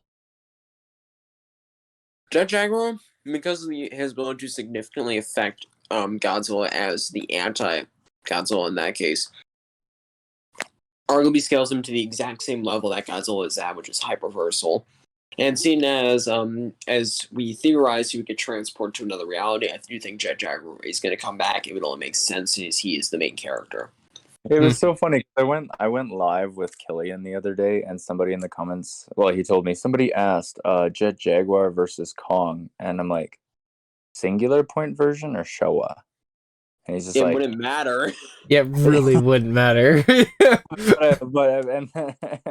the first thing he says, not singular point. That's just overkill. That's not even fair. Nope. Like, even Showa is already overkill. We all know, like, Showa scales above Monsterverse. Not by a lot, but still. And I feel like, you know, even though Jet Jaguar's physical body's done, obviously his mind still exists. You know, so actually come from the Zone Fighter series, which is kind of interesting. Like the Zone Fighter gives it, like the Zone Fighter series is canon, and it gives us a lot of nice feats for Showa Godzilla and a lot of the different Showa. It really does. Yeah, something that they couldn't do before, and a lot of people forget that. Like a lot of people are like, but it's not canon. Yeah, it is. It is. It blatantly is. It blatantly is. The Zone Fighter series is canon. That's just. It's just what it is. You can't change it. Cope. Just cope with it. Oh yeah, the video I sent you with Mechagodzilla beating up on Godzilla. Cope. It's just like smashing his head in the window. All right, Tekka, one last thing. What attributes does Singular Point Godzilla bring to Comp Godzilla? Even more just sheer evolution, which is like the biggest thing he brings is the evolutionary aspect, which will play off of Shin Godzilla's adaptation. You have those two things that go together. That's the primary thing, and the ability to manipulate the red dust will fuck with. You can argue that's just a form of reality manipulation in and of itself, which is a very strong hacks already. So he makes Godzilla even more broken. In other words, like it just adds on to what we already have. Oh, but like when okay, so as we saw, Godzilla is able to evolve really, really quick. Like with no it's super quick, faster than Shin could do. Incredibly fast. But like Shin's like the primary example I use is Shin does have it. Like when he gets to his final form, he does actually gain full instantaneous adaptation through the atomic breath, and that's the example I use as like literally instant adaptation. What Single Point Godzilla is able to do is what you can argue if you were to combine the two hacks would give him instantaneous evolution. Two very similar abilities, but very different at the same time. But the real question is, does he beat Goku? You're bugging. What, huh? It's a joke. Yes, he beats Goku. It's easy. No. What did you, like, you cut out. I didn't even hear what you said. I said, but does he beat Goku? Yes. I just had to add that because everyone's going to be asking it. Dude, I'm gonna make a video today. Just be like, this Godzilla just beat Goku. First. Godzilla beating Goku? Just this Godzilla alone beats Goku. Dude, when I made that whole like series of Godzillas versus Goku, yes, I got some of the Goku scaling wrong. Like I put Zeno Goku and CC way too high, but people got really pissed. I was like, Comp Godzilla violates Comp Goku. Like, no, he doesn't. I'm like, I don't know about that one. It's like trying to argue with Singular Point now. Come on. Yeah, Singular Point, it just scales higher. And I know I'm gonna hear it from that one dude who says, "Oh no, a Singular Point is still city level." Who's that? Who is that guy? Polymite Zero, I believe. Oh my god. That dude. Okay, can I be honest with you? He was like in one of my Discords, and I realized he's like a really disrespectful dude in general. So I just kind of like unfollowed him. Yeah, no, he does that on purpose. He says he makes Godzilla tards angry, and it's like I just don't understand. I think one of my favorites is he said Monster vs. Mothra beats Burning Heisei Godzilla. Yeah, it's like let's ask Mothra, and like it shows the mic and the grave. No, he literally said Monster vs. Mothra beats Heisei Burning Godzilla. Hold on, I'm actually gonna find his post for a second. On my cap wall. Yeah. I was literally at work. I would have so debated him, but I was at work. So here's what he says. Give me a sec. All right, so this is for you, Tekka. He says, Kaiju debate topics. Godzilla in Hell is fodder. Destroya violates Godzilla Earth. Mothra is the strongest in the Monsterverse. Marvel Godzilla is the strongest Godzilla, no comp. Burning G gets his ass rocked by Monsterverse Mothra, as you said, Bowie. Godzilla in Hell gets slammed by 1998 Zilla. Comp Kaiju verse claps at high outer baseline boundless. I will debate literally all of those. I will neg him on every single one of them. Yeah, so, and here are the people in the comments. Hold on. They're coming to, he's literally, he penned a comment saying, all you kids tagging their Lord and Savior Grant Goonley. It's like, why are you involving me in this? Why are you trying to come at me like this? I have no, what was the point of that? I would literally just... Wait, didn't he say, no, didn't he literally say that Zilla 1998 violates Godzilla in Hell? Yeah. Yeah. They say, I want to know his argument.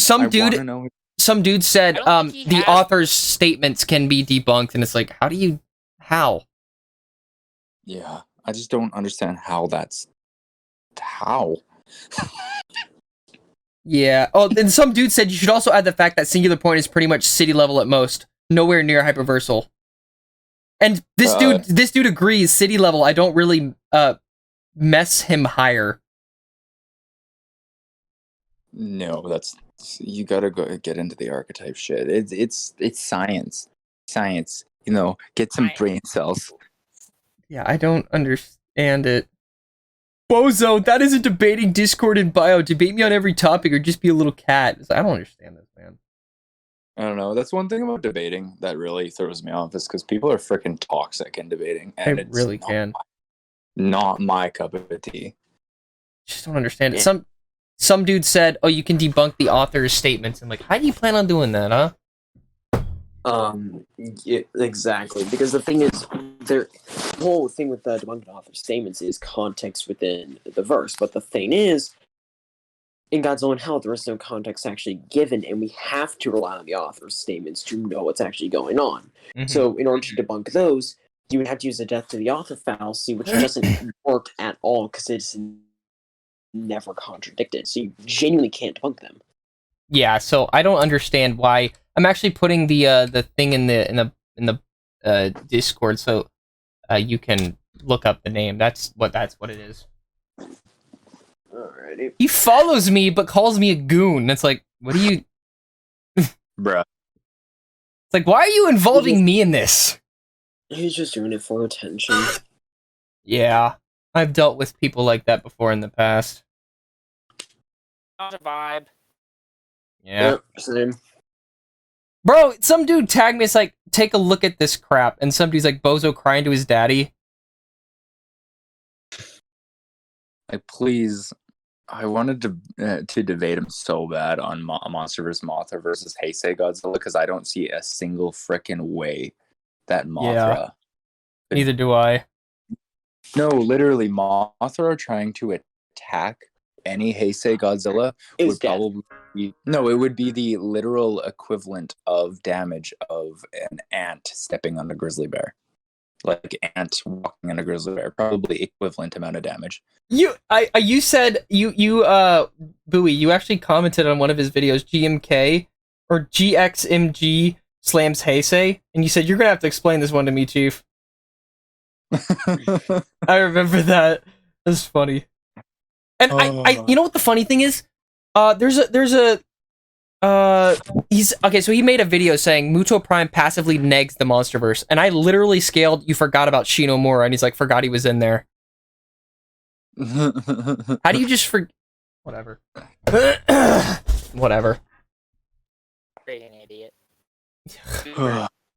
Yeah, there are a lot of people who are biased in the debating community, which makes it sadly impossible to get your point across in debating. Also, sometimes you just gotta turn off sometimes you just gotta stop being nice and just Bro. drop them into the ground. Yeah. I know this is unrelated as hell, but you know how BC's been getting that giant heat wave? I really want to make a video because I was looking through my Snapchat and I found this really old snap from this, well, not really old, but from this winter that I saw, and I'm like, man, I wish I was there right now. And it's one specifically. Oh my god. Negative 46 degrees. That's minus 49 Fahrenheit. Jeez, I could literally never do that. Yeah, I couldn't either. What do you... Tekka, did you get the name I got in the... Yep. Oh, no, dude. Tekka, someone's asking Kratos versus Godzilla Part 4 soon. I will do that again. That's another free win. Bro, red-haired Tony, I don't understand why he Didn't you say... I watched one of your videos, right? And you said, if I win this, you do not use Kratos again. And what does he do? He keeps using Kratos. I'm like, bro. Bro. Like, I won. You can't debunk facts as... No, he brought his judge along. Mm-hmm. So I had Jadkins and Copycat who were friends, right? Mm-hmm. And Copycat told him, like, I'm not going to be biased. So I said, I'll still win. And he still... And when we gave conclusions, like, I got Chris Hyder. I'm like, what the fuck you did? I debunked you to 5D. Yeah, your hacks couldn't work because you couldn't get him that high. So then they came in and Jadkins just goes, yeah, Tekka won, Copycat agrees with me, and then the man just left the VC at DMs me, just goes, no, I want him, like, you're a fucking retard, and then he blocks me. He literally said, and I think you said this in the thing, it's like, you just can't handle facts. Right? Ain't that what he said? He always says, you just can't handle facts. I'm like, but what? I debunked you, though. Yeah, it's like, how are you gonna say that? All right, so that was pretty much all that was there. I mean, closing remarks. What do we want to say about it? What do we want to say about Singular Point? Phenomenal show. Can't can't wait for season It was 2. phenomenal. No, absolutely. So it was. I'm gonna have to bump my rating up to a 9 out of 10, aren't I? Probably. Most likely. So really quickly, the ending. I don't know how I feel about the ending still. I'm not. Yeah.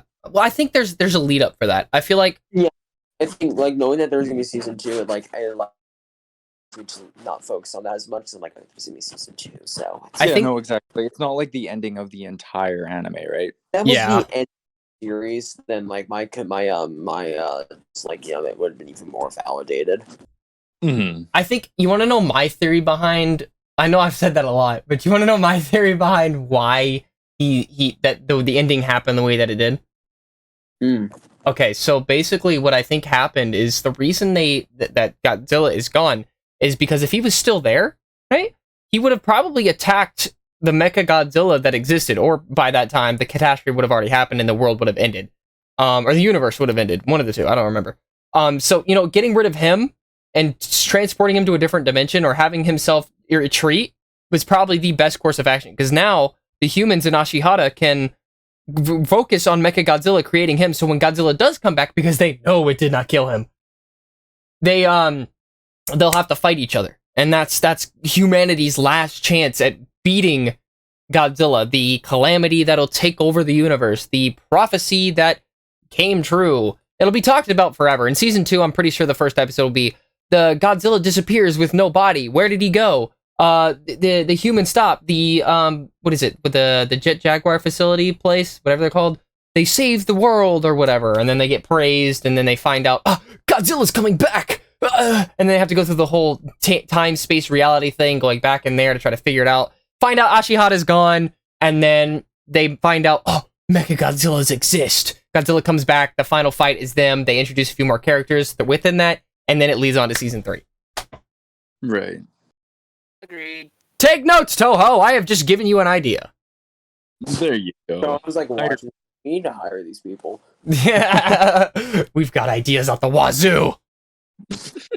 But yeah, no, I liked it. It was I feel like if Tekka got hired by Toho, he would do everything in his power to try and push things. Make Godzilla the most broken thing you have ever seen. layers into I was boundless. gonna ask that. Do we think that do you think that the creators think about scalers? No, they when they do don't. this? I know. No, actually, no. They actually might, because for example, Toriyama, the writer of Dragon Ball, he has genuinely relied on power scalers to tell him where his characters are at. So, and I think that's just a thing in Japan right now, where it's like, we don't know where this is going to be, so let's rely on these people to tell us. Like they knew about dimensional tierings. Obviously, they knew how broken it can be with the universes and stuff. So they think about it, but they don't fully understand it, which is what makes things so interesting. Right. I feel But like. then there, Keep going, Tekka. My bad. and then there's manga, for example, Umineko. That is, the creators themselves are, I believe, genuinely power scalers, and their goal was to literally just make it the most broken thing ever. The most broken thing they could possibly make. I feel like they need to have a team. They need to have a team every time they make a movie or an animated series. Like, hey, they scale to this, and it's like, it's just like a small thing. It's nothing serious, but just to help out power scalers in a sense. Just to make our lives a little bit easier. Yeah, it's like this is what he scales to, and this is why. Have you guys gotten the meme I sent in the meme chat? Hold on, let me see it. What'd you do? Oh my god, it's the Mech Godzilla convertible. It goes perfectly for some odd reason. I don't know why, but it does. I was waiting for it to actually go convert, the mouth opens up or some shit. Not That's gonna lie. actually perfect, though. I kind of like that. That's brilliant. Can we make that a thing? Yeah, Can we make that? yeah. Let's make it a thing. That'll be interesting. Because it goes so perfect. Could you imagine a scene in the next MonsterVerse movies when they turn Mechagodzilla's head into a car and just playing baby music? Oh, that'd be so funny because the head still exists. So if they do that for a cameo kind of thing, that'd be hilarious. Let's go. Let's go. All right, boys. Do we have any other closing statements we want to say before we end this stream? Nothing I can think of. I don't think so. Like, I'm so hyped for that season 2. That's I- all I got. If we get anything on like the season 2 when it's going to be announced, I will definitely let everybody know, or we'll let you all know for sure. Like, Awesome. yeah. So, thank you all so much for watching. This was the Singular Point Godzilla podcast review. I hope you all enjoyed, and I will see you all in the next one. Peace. Thank you all to BigBoyBouie, Spinach, and Tekka for joining. And I'll see you all later. Bye.